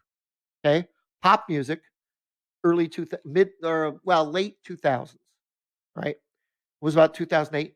So 2000. Couldn't tell you. The Pina Colada song. God. If you like pina coladas. Okay. 70s pop, right? Baby Come Back by Player. All right. 70s pop. But I got Inside Out by Eve 6. Mr. Jones by the Counting Crows. No Rain by Blind Melon. Okay. Santa Monica by Everclear. Story of a Girl by 9 Days. 1985 by Bowling for Soup. Santeria by Now Santeria, I could Get a Job. See. Yeah, I Get a Job from Shanana. From Offspring. Yeah, Get a Job. I kind of wanted to put. I was thinking about Pretty Fly for a White Guy, but Get a Job's easier to sing. Gosh. Hemorrhage by Fuel. I have a hemorrhage right now. Brain hemorrhage. If You Could Only See by Tonic. Second Chance by Shinedown. Believe it or not, those are pretty much the same song. Sex on Fire by Kings of Leon. You ever want to jam a relatively these new are some song good. There's some good easy? examples. I would never play any of these songs. No, I would. This is where I would put my guitar in my bag and be like, no, you guys take care of this. Like, now, see, that's just it. You've got, and that's okay. We are not playing the same. Absolutely not. Absolutely. Well, no, I'm not. I'm not slamming this stuff. Like, it's just I wouldn't fit into this context. That would be if I was putting a blue space band together, I would have had Couldn't Stand the Weather. Okay. Hey Joe. That was the one I was going to say. Like, that's the big jam band tune for people like us. Hey Joe. Yep. I would have had Honky Tonk. Yeah, that's another good example. I would have had great song. And the interesting stuff about that music, obviously, is how you can take it and form it into your own thing. The songs that I mentioned earlier, Louie. There's enough people that don't know Louie that you can take that 145 and you could do your own thing over it. You can, and that's the beauty of 145. And I think we can both agree. Hey Joe is a great All Along the Watchtower. Yeah, I think that's a really hard one to do at an open mic or a jam, though. Well, it is, but that said, All Along the Watchtower is relatively. Oh yeah, absolutely. Like you could show somebody that in like 2 minutes. If you can say, "Hey, bass player, do this," drummer, do this, and then you can solo over that all night, as long as you know All Along the Watchtower. Sultans of Swing's another song like that too. It's got 6 chords in it or something, but I mean, if you've got a wah pedal and you can cock it open about a quarter of the way, because that's where that Sultans of Swing? I don't think so. Oh no, I was thinking of some of the other songs like Walk of Life and what's the one down I couldn't tell you. I like Dire Straits, but look at that. Oh, Money for nothing. Yeah, that's the one I was thinking. You said cock wah. Yeah, I thought there was a Les Paul with the toe knob rolled all the way down. That's a Les Paul with the toe knob rolled in the cock. I didn't know he did both. I saw an interview with. Yeah, that doesn't surprise me, but. Yep. But he was very. That's where Slash got some of his ideas was. Yeah. Right there. But anyway, what I'm saying is, and obviously you need to jump in because I'll show you these 2 albums I was listening to. No, I think so. I want to start off and just tell everybody like where Jim's at with these selections are great. And yes, he's got, that's what, Motown's greatest hits? I can't, Grand Funk Railroad, something like that. Jimi Hendrix. Jimi Hendrix. I thought you were showing me two different records. He's got Experience Hendrix, and he's got Jimi Hendrix Smash Hits here. And actually, I think that's a great place to start. There are other bands that I would recommend too. Rolling Stones is like really where it's at. Rolling Stones. Because I mean, so many of their songs are like super simple, and they're all about attitude. And if you're gonna play, like, you're gonna, try to ham it up and sing and like do simple guitar work, like that's really where you should be looking. I think about things like Monkey Man and stuff like that. They're not complicated songs, but if you can pull them off, they are great. If you're gonna just play with friends, obviously Little Wing is probably, I've heard many people who are very much better guitar players than me say that's their favorite song to jam with other people over, because the chords are not typical, but they lead to some very interesting things happening. I like Hey Joe. I like even like Crosstown Traffic and stuff like that. Yeah, and so like anything Jimi Hendrix is gonna be like perfect for me. I'm a huge Hendrix nut anyway. But actually, I've had good success playing like Guns N' Roses songs with people too.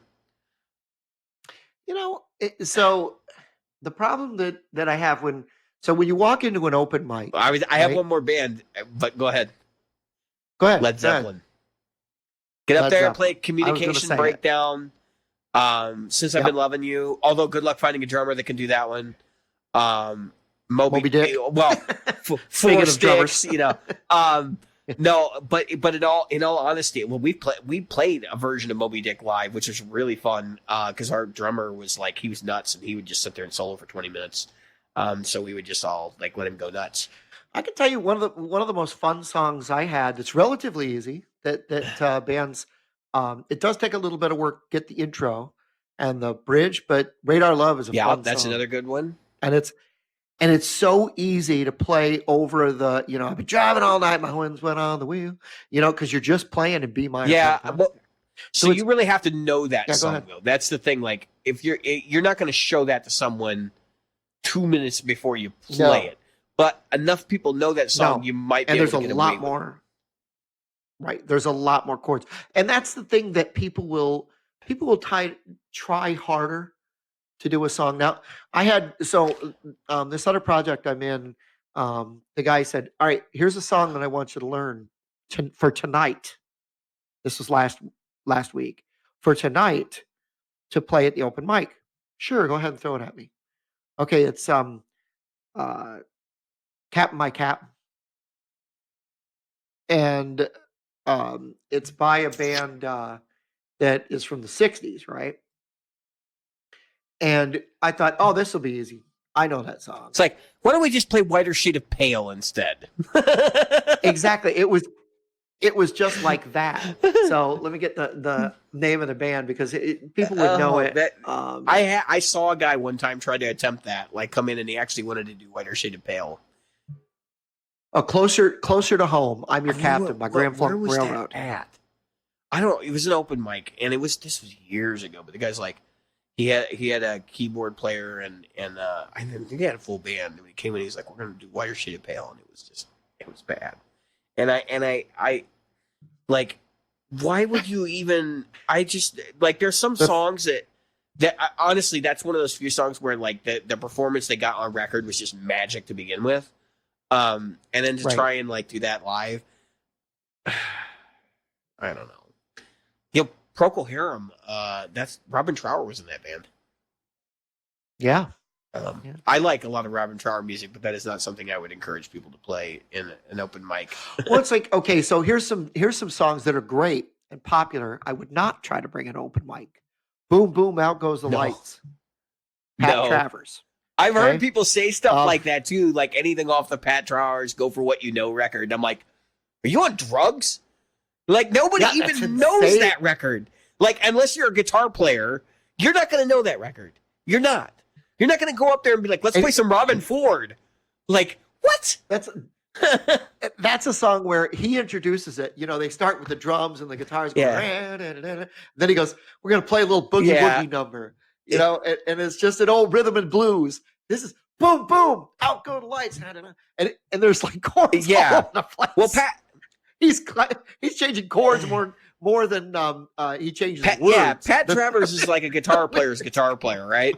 The fact that there were vocals in that music was just incidental. And I would not encourage you to be like, oh yeah, let's go show up this open mic and we'll just get up there and we'll see if there's anybody that know any Pat Travers tunes. Like, are you on drugs? Like, I mean, you came from a different planet. You know, it's like, oh, let's get up there and play some Mahogany Rush. Like, what? Okay, here's or Mahavishnu, well, I played some Mahavishnu orchestra stuff before, so that's what I'm saying. That's not easy. Then you've got here's another one that's a great song, really well known. Would not recommend it for open mic, and it's oh crap! I just had it and it flew out of my brain. That's what happens when you break. I saw somebody try to attempt to do "Cause We've Ended as Lovers" from Jeff Beck. That was entertaining. Oh my good Lord! Well, why don't you do something easy like? Oh no! Just turn around and tell the bass player. It's like, oh well, no, it's like a 1 2 7 flat 5, and then like what? Like don't forget the who thought that was going to be a good idea? Like just follow along; it'll be fine. Chuck Berry tunes are great for this stuff. They are fantastic jams. Steely Dan is not. I have thought about Alan it several Parsons times. Like, I'll get him play Kid Charlemagne. Like, ain't nobody gonna be able to follow that. Like, here, let me show you the charts. Yeah. Okay, there's only 18 pages. The charts, no less. But remember that page 9 goes back to page 7. But when you get to the second bar on page 8, you have to go to page 12, and then you take. All right. Yeah, that's. So, what's the worst tune that you could possibly think of for this kind of thing? Because I have one in mind. Okay, I'll tell you ones that people constantly try to do. They do it badly. Okay, and a relatively simple song. Okay, Brown Eyed Girl. Yeah. Agreed. They just know. If the guitar player doesn't know the intro, that little double stop, it goes to shit faster than you can get it started. And that's a perfect song. Look, there are some great easy songs, but that's not one of them that you should pull out. Honorable mention: worst disaster you could try to pull off is YYZ. But YYZ, I could see some people trying to do that and just be like, "What are you doing?" Like, I've seen people actually play it too, that's impressive. No, I've seen the train wrecks. Because they have that intro riff. You know, what is that? 155 or whatever. But, and then they train wreck it from there. That's not an easy song to try and pull off anyway. But anyway, so that, and then the one that I've seen people try to do Moon Dance. Oh, good Lord, that's another one. Like, it sounds simple. I mean, it does until you realize what those chords are. Like there's a reason that record won a Grammy for composition, because now you're referring to Van Morrison, right? Yeah, dude, and that has a great guitar part on it. Like, I would rock that song so hard, but fantastic. I have never felt like I've had a band of guys on stage with me that'd be like, let's play Moon Dance, like everybody would just look at me like, you out of your mind? Like, Rock and Roll Hoochie Coo. That's great. I honestly have seen people just crash and burn that one too. Yep, they because they go. Honorable mention: the worst crash and burn I ever saw was a group trying to do Black Dog. Oh, good Lord! You're talking about Zeppelin, right? Worst crash because of the time signature. They think it's 4/4. My worst crash and burn was Key to the Highway or something like that from Eric Clapton, and it wasn't my fault. Clapton. Like, I'm not a Clapton fan. I'm the first guy to tell you that I don't know that song very well. But the guy that I was playing with, he turned around and he told me, he's like, it's a 1-4-5, except that instead of a dominant 7, it goes to a major for the 5 chord or whatever. And I'm like, okay, no big deal, I got this.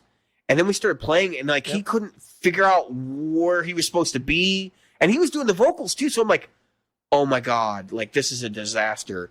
So I just walked all over him the whole song. That's basically what I did, because I was like, somebody's got to save this shit. Like, you know what saddened me? I was watching. This is silly, but I was watching a live version of "Wildfire" by Michael Mark Murphy, and he was doing it, and he was screwing up his own timing. It was like he couldn't find probably a bad monitor mix. The one. I mean, that's in what all honesty, like I've had that problem just jamming my own tunes here at the house, where if I can't hear things loud enough, like I'll be off. And I've been playing so I've been doing some more grunge tunes around. I've been playing like some Alice in Chains and some Soundgarden and some Soundgarden. I'm sorry. Oh, Alice in Chains is fucking wonderful. No, I know it is. Soundgarden. I'm kidding. Soundgarden really like is the one that's hard and I do like to play. Soundgarden. Because I'll tell you what song you think I'm playing? No, Black Hole Sun. Spoon Man. No, what? Oh, and geez. I don't play it in drop D. Nice. No, really? I'm playing it on my 7 string. Because you got the 7th. And so I'm doing this the whole time. It looks like I'm. You're making looks like I'm rubbing one out of the neck. I'm sorry. I know that's grotesque for listeners, but that's what it looks like. And that's why my hand was starting to like get carpal tunnel too. But yeah, so if I can't hear it properly, like you'll be off, because it's an odd time song. Your groove has to be on point to pull that one off. So let's talk about some of that. Like, okay, so we have already discussed some of the Boom Boom Out Goes Lights and Rock and Roll Hoochie Coo. Both sound like they're in a straightforward time. Black Dog. And they're not. Black Dog. Another one what time? Where they have that really weird. It's exactly. like what? This is like, here we're gonna have this gap. We're gonna go 4/4, but now we're gonna play 7/8 or whatever. Not to mention the riff is not freaking easy to play. No, it's in all because these of the timing, groupings and the counts, all those different counts. It's not in even number counts, and it sounds like it. That's it. It's what is that? Yeah, well, right? So he broke it up. He broke it up one time, and I think what he said was like they had like a 1 beat in the beginning, and then it was 4/4. So yeah, so it ends up being like 9, but it's weird because So anyway, and let's see what else. What other kind of songs are like where you're playing in an odd? We mentioned Whiter Shade Pale. Just like that's another chord, one. it's not just the times; it's the chord voicings and stuff are just out there. I can't imagine doing any Frank Zappa stuff ever. Even something like Frank the Slime would be like impossible. Well, you mentioned YYZ. You listen to the count on the beginning. I mean, like that song is it's Morse code. Yeah, that's why I'm like, it's Morse code. That's like Morse code. Why would you even attempt that? I've seen people do a lot of crazy thrash metal stuff though, and actually it work, which is pretty crazy. I mean, I've seen people get up and play Megadeth tunes with like 4 dudes that never met each other, and you're like, huh? And because that stuff's not slow. But again, if you're playing like Hangar 18, I'm trying to think of some of the other songs that I've heard done, but none of them come to mind offhand. Countdown to Extinction or something like that. I used to do Don't Eat the Yellow Snow. And we used to do a Catholic Girls. Yeah, that I could see that. School. I could see you doing that. Yeah. Catholic Girls. It was fun. It was funny. We would go into a piece of it, and then we'd eat Don't Eat the Yellow Snow. Watch out where the Huskies go. Don't you eat that yellow snow. Eat the yellow snow. We used to, we used to do. I want to do St. Alfonso's pancake breakfast. It was weird because I guess I didn't really think about how difficult or easy a song was. Back then, because I would do like "Don't Fear the Reaper," and that's actually a great jam song right there.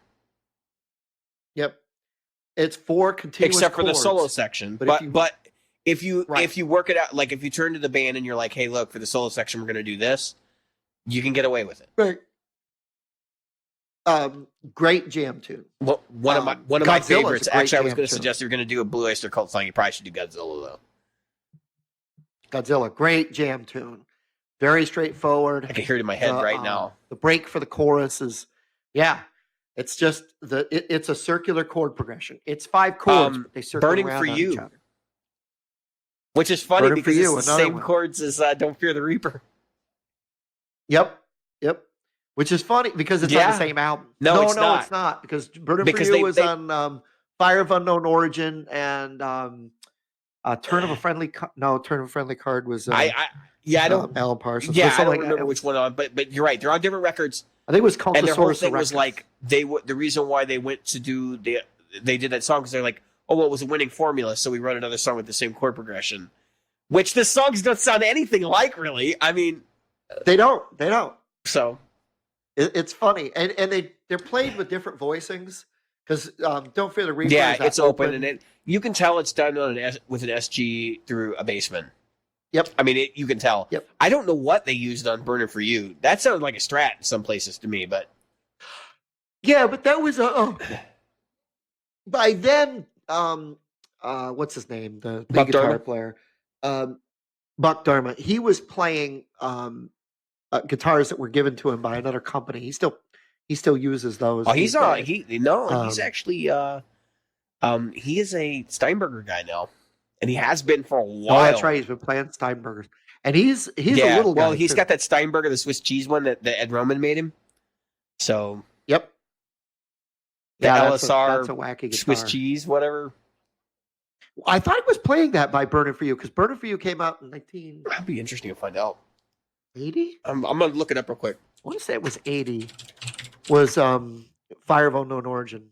It might have been earlier than that, but I thought Fire of Unknown Origin. Yeah, it was 81, 80 or but I don't think so.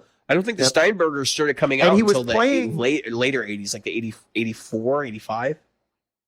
Well, I can tell you something interesting. So I was watching, of all bands, Firefall on a television show called Nashville Now, and they were doing "You Are the Woman," and I know that's not kind of your style of music. And I looked at the headstock and the guitar he was playing, and I'll be damned if that's not a Paul Reed Smith. On what?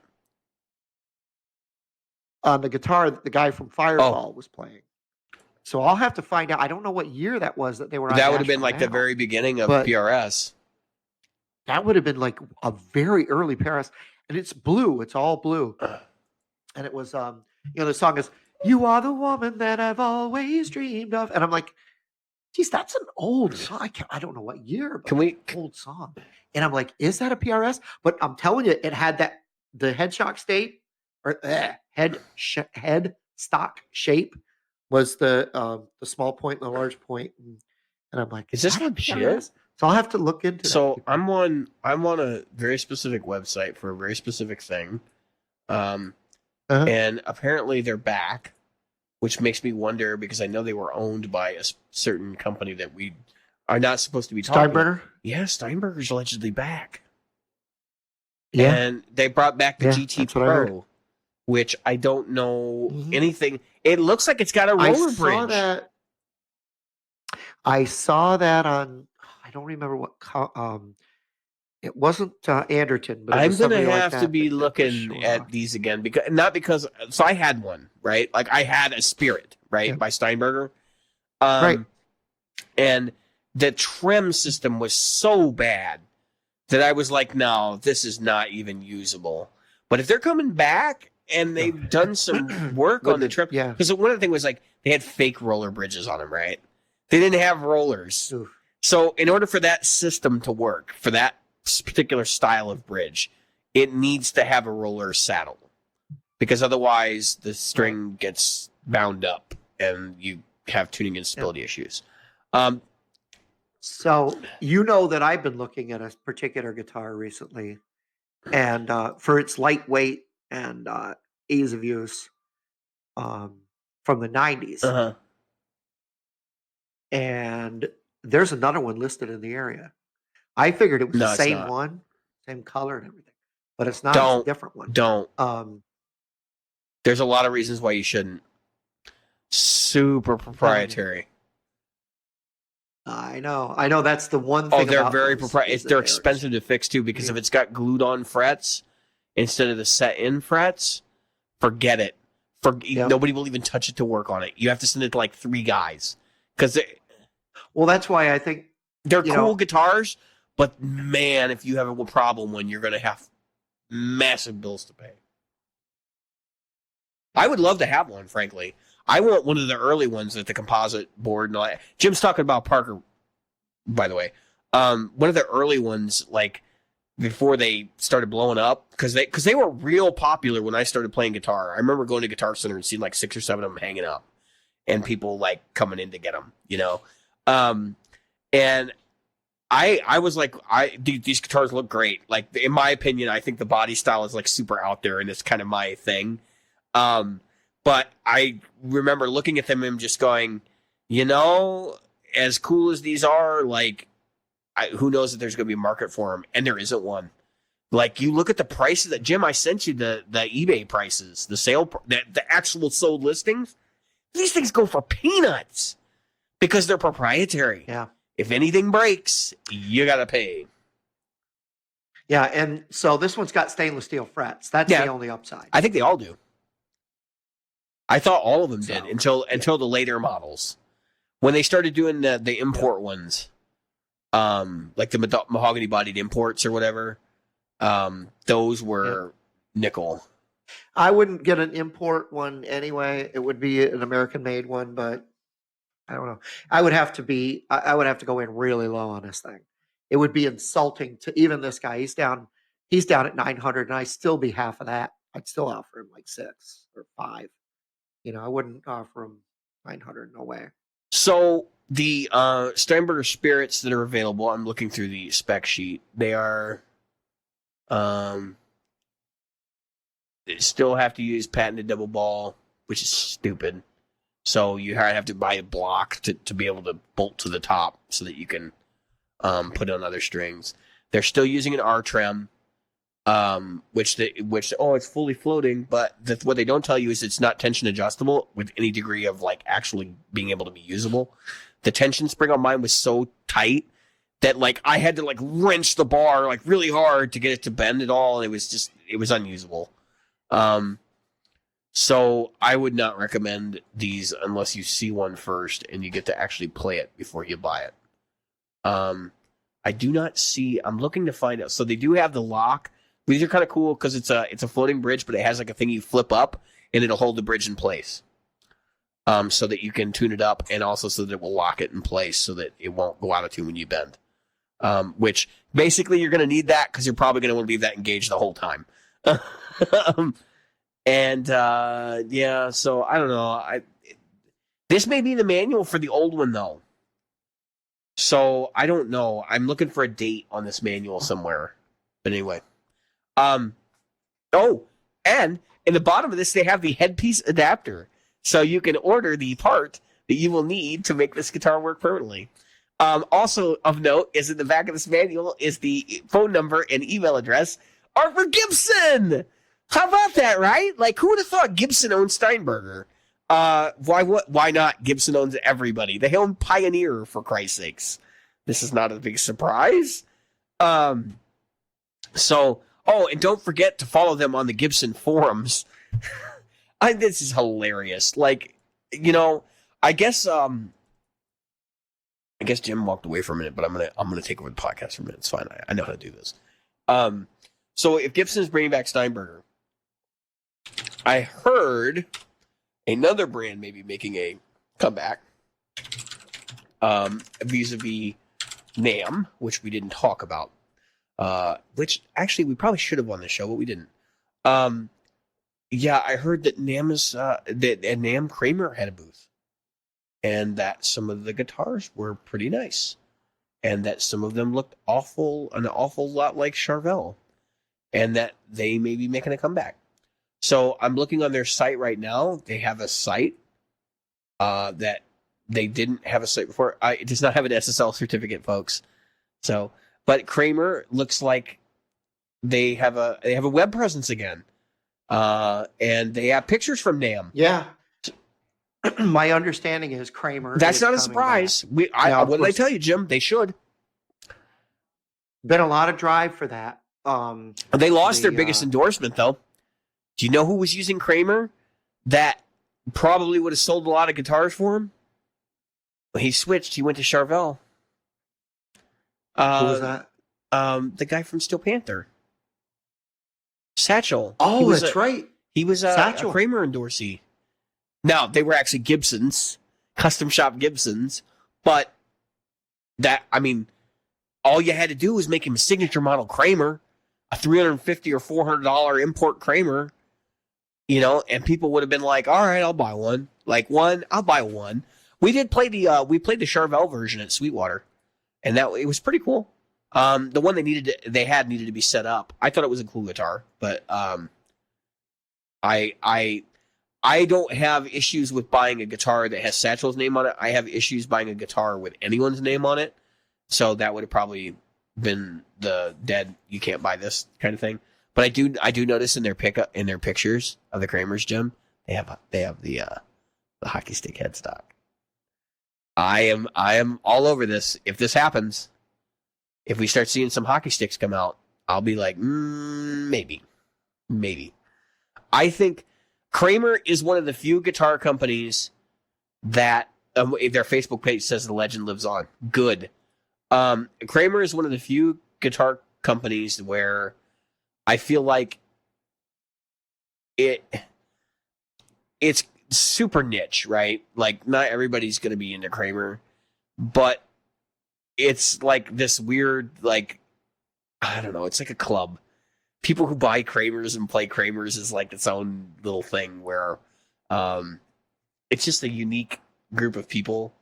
And I think it's different for Charvel in a way, because Charvel was like not ever, it just doesn't seem like it was ever really its own company past, the Wayne Charvel years. I would buy a Wayne guitarist guitar though. And I've seen some and they are gorgeous and they play great too. Mm-hmm. But I just haven't, I'm not going to have the bread to call up Wayne Charvel and be like, yeah, make me a guitar, or his kid. But Kramer, Kramer's an iconic thing, right? That hockey stick headstock thing is like so 1980s. If they do one in like hot pink with the hockey stick headstock, I'll be like, it's gonna be hard to resist. Or the red, the Metal Flake red. That is going to be. I'll tell you. First of all, the pink. Remember the 80s like the pink. neon, melt your eyes, melt your retinas out of your eyes pink. Yep. Those neon colors that they did, the hockey stick, headstock, like you said, those are the things that are going to. There's a lot of people who are, again, let's say 80s, quote unquote 80s kids. That's me. That's my era, and they have enough money to buy those things, because I can't see them being any more than maybe, I don't know. Yeah, $1,500, if they price them above $2,000, nobody's buying these. They got to be. Honestly, their target market should be between $500 and $1,750. That's where they want to be. Yeah, and a range of models from end to end there. Now we know that this Kramer Guitars USA, so Gibson's going to be charging out the yin yang for these. So. Forget it. Just forget about it. I'll buy one on the used market. That. Actually, I'd rather just get a real one. You know what we're doing this weekend? I'm going to announce it on the show right now. Allegedly, we might be doing this weekend. Kish and I may be going to hunt down some of the new Harmonies. Wow. Because Harmony. So, for those of you who don't know, Harmony is back. It is being produced by Music Corp or whatever. What's the name of the company? The company that owns Heritage. They just bought Heritage a while back. Oh. And they are allegedly really good. That's what I've heard. And they're being pumped out of the Heritage factory. So I'm kind of looking to see. I'm going to call around and see if we can find a dealer that actually has them. So hopefully we'll be able to find one. Their pricing is kind of all over the place. It's not uber cheap. A Harmony Silhouette is $1,300. But I hear things like So here's their website, right? I'm digging through right now just because we're talking about the show, just so I can know the model names. And I'm digging through, and I'm like, they have a thing that says the world's most cherished musical instrument company. Are you on crack? Like, I'm sorry, they're not the world's most cherished musical instrument company, Harmony. Like, who got up in the morning and was like, oh, man, I really can't wait to play my Harmony. Like, or I can't wait to get my brand new Harmony. What? What? Yeah, exactly. No, Gibson or Fender and or PRS and or maybe Ibanez would be your 4 most cherished musical instrument companies. Are they suggesting that, like, oh, all the harmonies are so good that, like, they're cherished? I mean, maybe, I don't know. This doesn't make any sense. So as I look through here, like, they look like the harmonies of yore. They've done a really good job of making a model line that looks legit.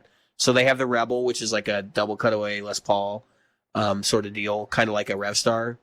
They've only got 3 guitars right now. The Silhouette, which is like a Jazzmaster style with gold foil pickups. And then they make a Jupiter, which you would think they would do a Strat style, right? No, the Jupiter is a Les Paul style. Single cut. It's a single cut instead of a double cut. Gold foils. Oh. That's interesting because and it comes with these come with a mono case too. Which, okay, like, I get it. It's a hard sell for me. I mean, I gotta play one before I can say anything. So they're nitro, mahogany, C profile, 12-inch radius, ebony. They got, your typical colors like, pearl white, black, gold. And as I look through here, like, they do have compensated saddles and all that. And the big selling point is the mono case, which is kind of silly. Like, that's the big selling point.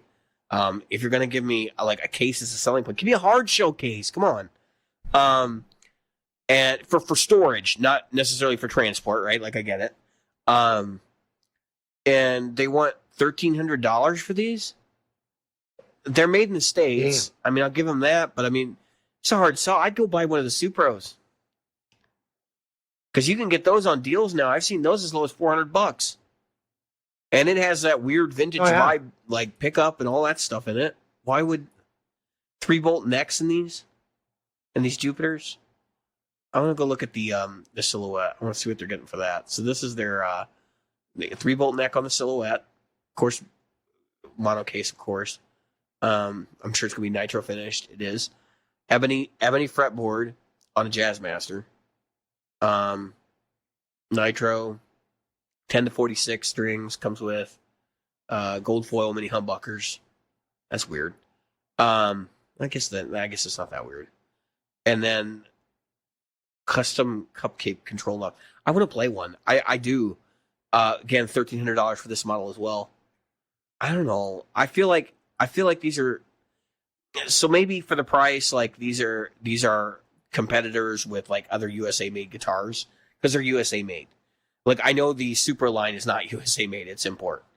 But I just feel like for a weird guitar like this, like, I would rather spend $1,300 on something that's like USA, like, standard quality. Like, okay, so I'm going to get a standard Strat, or I'm going to get a Les Paul standard, or I'm going to get an SG standard, or I'm going to get, one of the common, like, USA guitars.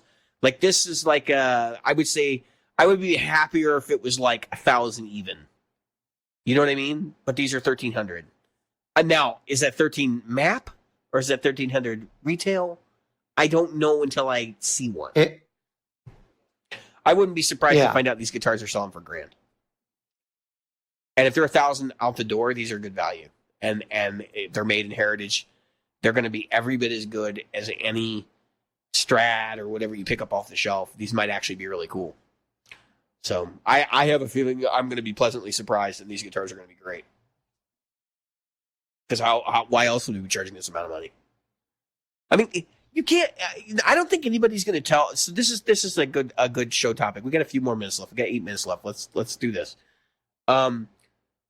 Guitars, right? So like everybody thinks, oh well, I'm not going to pay, or in this case, we're not going to pay $1,300 for this because it's like kind of an off thing, right? What if, like, how many bad guitars have you played over $1,000? Like, bad. Like, I would not buy that. Bad. Like, just, it's terrible. Like, the quality control not issues, very many. and, the nuts cut wrong, and, like, I'm going to have to spend $150 or $200 to fix. Now, I'm talking about new guitars, not used, because obviously you'll find your used beaters. My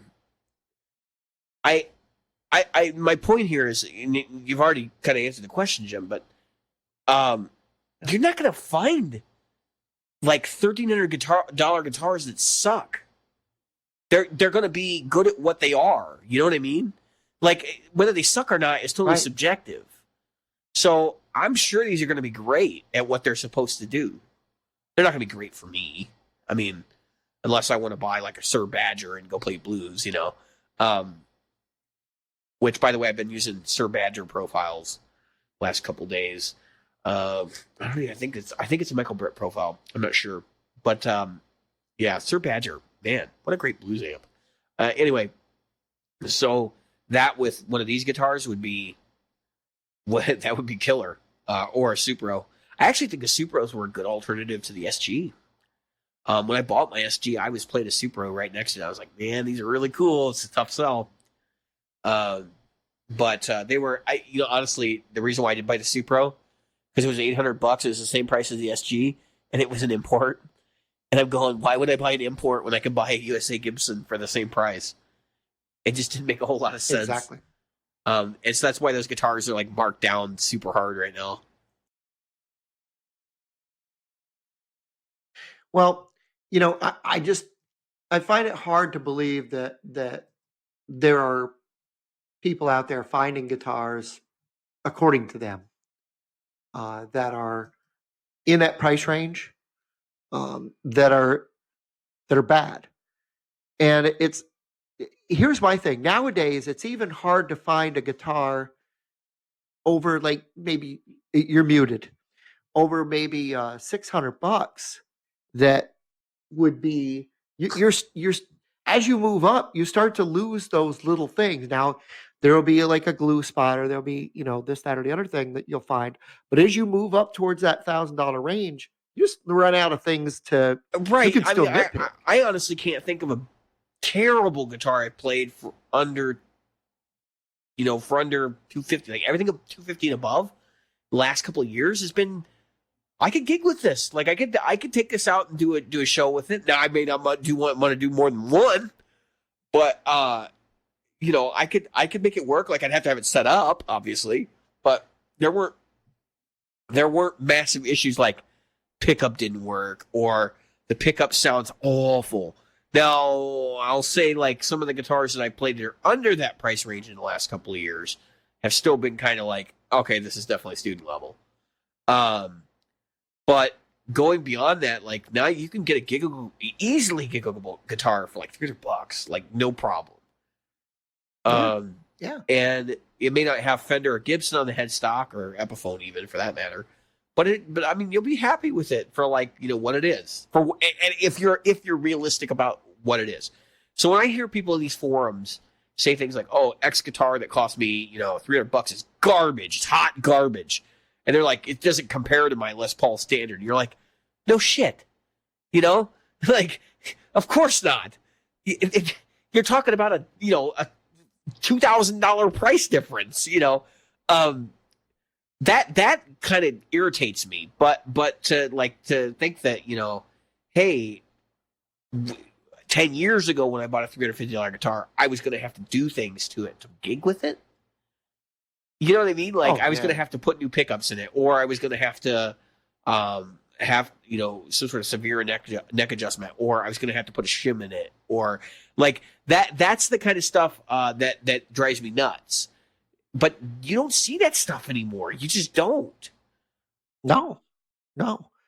I mean, I don't care whether you're talking about Fender Classic Vibe, you're talking about, your mid to high end Epiphones, you're talking about your PRS SEs, you're talking about Ibanez, a lot of the line of Ibanez Schecter, um, you know, uh, so many good guitars. Gretsch, a lot of your import Gretsch are in that price range. The Angelico imports are in that price range. A lot of really good guitars. Ibanez RG, like for my money right now, there's an RG. It's got some sort of a, I know it's a veneer, but it's a what do they call them? A burl veneer. It's a real cheap guitar. I think it's like $350, and it has a Floyd or something crazy like that. 24 fret, typical RG, deep cutaways. It's Northern Ash, so forewarning, it's heavy. And I played a couple of them, but man, like if I didn't have a guitar, and I, like for some reason I like went through divorce and all my guitars got sold or something as part of the divorce, like I would just go buy one of those Ibanez RGs and do a bunch of gigs to pay for the next guitar, because to be honest with you, like it played really well for a $350 guitar. But I can't stress this enough to everyone, like all of our listeners. Look, a $350 guitar is still a $350 guitar. Don't buy it thinking, oh, well, this guitar's so great, I'm going to get more money than what I paid for it. That's not how this works. All that means is It's a good guitar, and that you'll get $300 when you sell it. You know what I mean? Like, it's just it just means that it's a good guitar. So, like, my thing is, part of the reason why I buy higher end instruments is because I've invested in my gear. Like I continually buy things. I, for lack of a better word, flip things. And I try to, like, let's say I want a new guitar, right? I'll take a couple of old guitars I got and I sell them. You guys all know this. You've been listening to the show long enough. You guys and gals been listening to the show long enough to know that, that's how I am. And Jim's done the same things. So like for me, I don't really want to back up in value. I'd rather throw another $100 into the equation to get me into something nicer, because I'm always going to have a nice guitar. Like, you know what I mean? Like, I'll just trade up. But if I was like really budget conscious, which obviously I have my problems because I'm not budget conscious, I would totally go buy a $350 Ibanez. And I might do that for the show.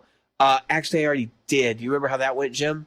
Can you talk about the $250 Ibanez I bought? Yeah. I was so ecstatic when that thing sold, man. I literally jumped up and kicked my heels together. It was crazy.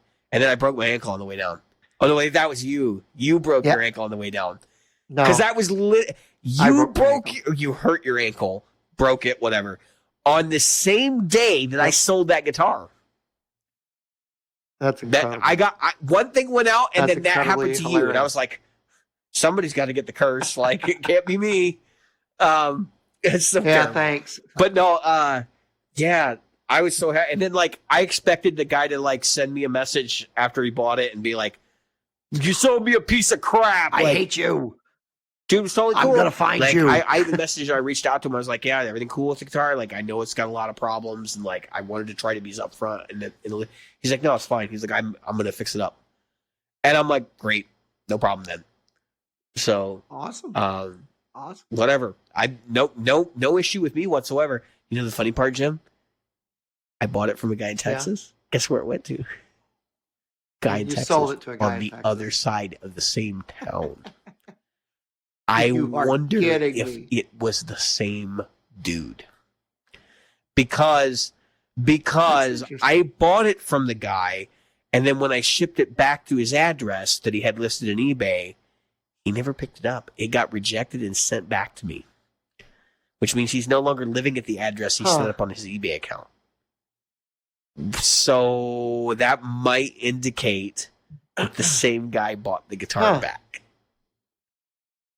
That's actually fun. Maybe he did, maybe he did. Maybe his buddy bought it. Wouldn't it be weird? Gave it to him, was like, hey, I know you had this guitar, and like I saw it online. It's possible.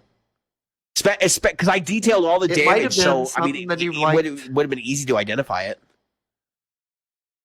Oh yeah, and he got spare parts back with it, which that would be par for the course. Like the guy actually would have cheated me at that point. So whatever. Got you. I don't know. I made money on the deal because when I sold it, I actually got a little bit more than I paid for it. So, which was nothing. because remember I did get my money back because he did lie to me in the listing, and then I sent it back to him, and then he didn't accept it, and so then I got back to me, and then I called eBay and asked what I should do with it, and they said keep it. So I kept it, and then I sold it because it was a piece of crap. And I bought. I actually haven't bought anything. Well, I took the money to GearFest with me, so technically I probably did buy something. I probably bought this crappy Presonus interface. That's the curse. It came back to me. No, technically I had the conversation with my wife. I said, well, I sold the SG, and I took the cash out so that you could find a place to hide it for me. And I told her that, and then she says, I told her, I said, I have $1,000, and she goes, that wasn't that you didn't sell an SG for $1,000. And I said, well, I have 250 left over from this other thing, and I was going to roll some of that in there. And she says, no, you took that money to GearFest. And I said, well, we can have that conversation later if you'd like. And let me put it to you this way. I did not hand her $1,000 from the SD, but it was real close. There was a bit of a negotiation. Very there, close. and I may have lost. No, I definitely lost because I don't fight with people, especially not people I live with who know where I sleep. I'm a sensible person and I like to live. I'm thrilled with that whole thing though. Selling the SG, I'm ready for a new guitar. It's going to be a couple. There's more time. I can sell some other stuff before I can get into the new guitar, but I'm kind of going back and forth on specs. And I'll spill the beans. I was gonna get an Osiris, which is their headless Strat style guitar, but I was gonna get it purple with flame maple, gold pickup covers, with black pickup screws, black bridge. So it would be a Royal guitar, and it would have a gold drop leaf logo on it. So it would be purple, brown, and gold. And then I was going to get baked maple, bird's eye board, and regular baked maple neck. I have since changed my mind, and I'm probably just going to get something a little bit more run of the mill. But I don't think I'm going to do the baked maple. But I am going to do a Southern Ash body. No. And I want this guitar to be light and ergonomic. That's going to be the thing. So, yeah, well, that was the reason I was looking at the Parkers. I know the Parkers come in really light. That Parkers was like Joni pounds, Mitchell. I think. Yeah, Joni Mitchell was playing those. That's the reason. That was the her average weight of a guitar. Kiesel is about 6 pounds. So they're about the same. Yeah. I think. So they say 2 kilos, which is 4.5 pounds for a Parker. Yep. That's crazy. Yeah, they're very light. How do they sustain? Yep. I'd have to try one. They're going to resonate like a mother. It's tough, but how are they going to sustain? It's like that's the thing. My Kiesel. Exactly. So I got the Kiesel. I have the Kiesel. I'm hearing like thumping. The Kiesel I. Oh! Okay, all right. That was me doing the that. Kiesel I've got is it's what is it? Carina, black Carina, like the dark Carina, and it's heavy. Yep. And they told me like this is the heaviest wood we have other than Koa, and I paid to get the lightest piece of Carina they had, and it is still heavy. It still weighs like probably the headless guitar, right? 7 string, so it's got more weight. Yeah. Right. That's automatically going to add a pound. Yeah. If not 2 pounds. Right. But it's like 8 pounds. It's not terrible, but it's definitely not as light as I was going for either. But I wanted an exotic wood body. Like that was kind of the thing. I consider Carina as slightly exotic. So, I have no negative stuff to say, but the next one will be ash. And there's a reason for that. So like swamp ash is, I have another guitar. It's ash. It's northern ash. It's heavy, but the sound is very different between the two guitars. And I know that I need to be able to have another guitar that has 7 strings that sounds totally different. because I need to be able to double track, and that's the reason why I'm doing this. So, yeah, well, I know that the reason that Joni switched to the Parkers when she was getting older was they have a great piezo system, and they're extremely light.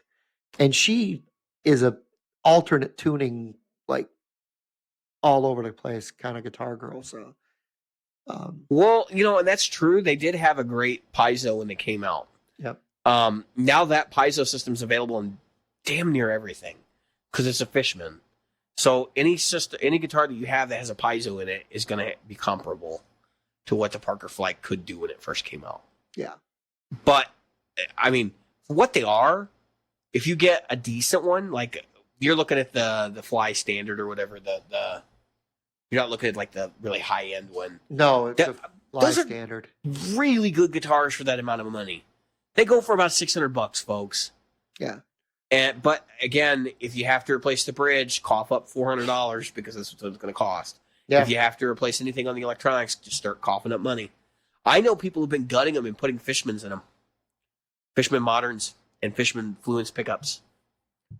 Fishman Fluence Moderns, whatever. They've been putting Fishman Fluence pickups in them because they're like, yeah, if you don't like the sound of guitar, like, the Fishmans are great.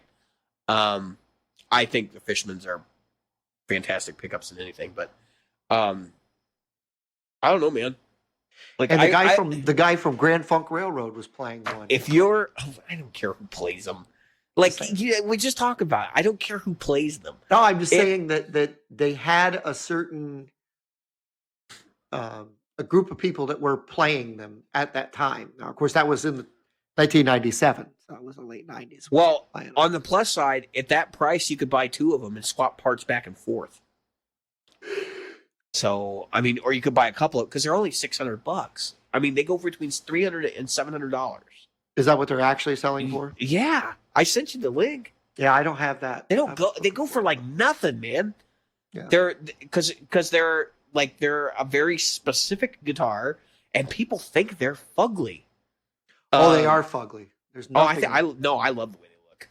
When Vernon Reid came out with the Parker Fly signature that he was playing, I went, "This is the perfect guitar for him." Nothing says Vernon Reid like a Parker Fly. Well, for me, it's all about weight, and that's only if it sounds good and it has good weight. Well, weight ergonomics is another part. The thing I didn't like about the Parkers, they had a really thin neck. They have a very thin neck. I mean, that much I remember. If you're concerned about weight, you might want to look at like Kiesel or something like that, where you can do a lightweight option and then get the lightest weight wood they offer as well. You can get a Kiesel with a headstock for $1,500. That's going to be like 7 pounds. You want to hear something funny? With a headstock. You want to hear something funny I've considered doing? Sure. So at Guitar Center, they have my Telecaster. Right? They got another one in stock. And I've thought about taking my Telecaster in there, trying it out, and then when nobody's watching, switch. Because the one there is a good pound and a half lighter than the one. That's so funny. All right. Good. So we're a pound and a half. It's not worth it, Jim. No, I'm just kidding. So, and I believe it or not, I've changed that. I've got locking strap locks and everything else on mine. Well, that's why it's heavier. Yeah, those strap locks, they weigh a ton. No, but the locking tuners will weigh it down. No, they have locking tuners. Oh, they're on all the models. All right, gotcha. All right, so it's been plenty of time. I've been David. I've been Jim. And I like cutting them off. We've been the Practical Guitarists. Good night.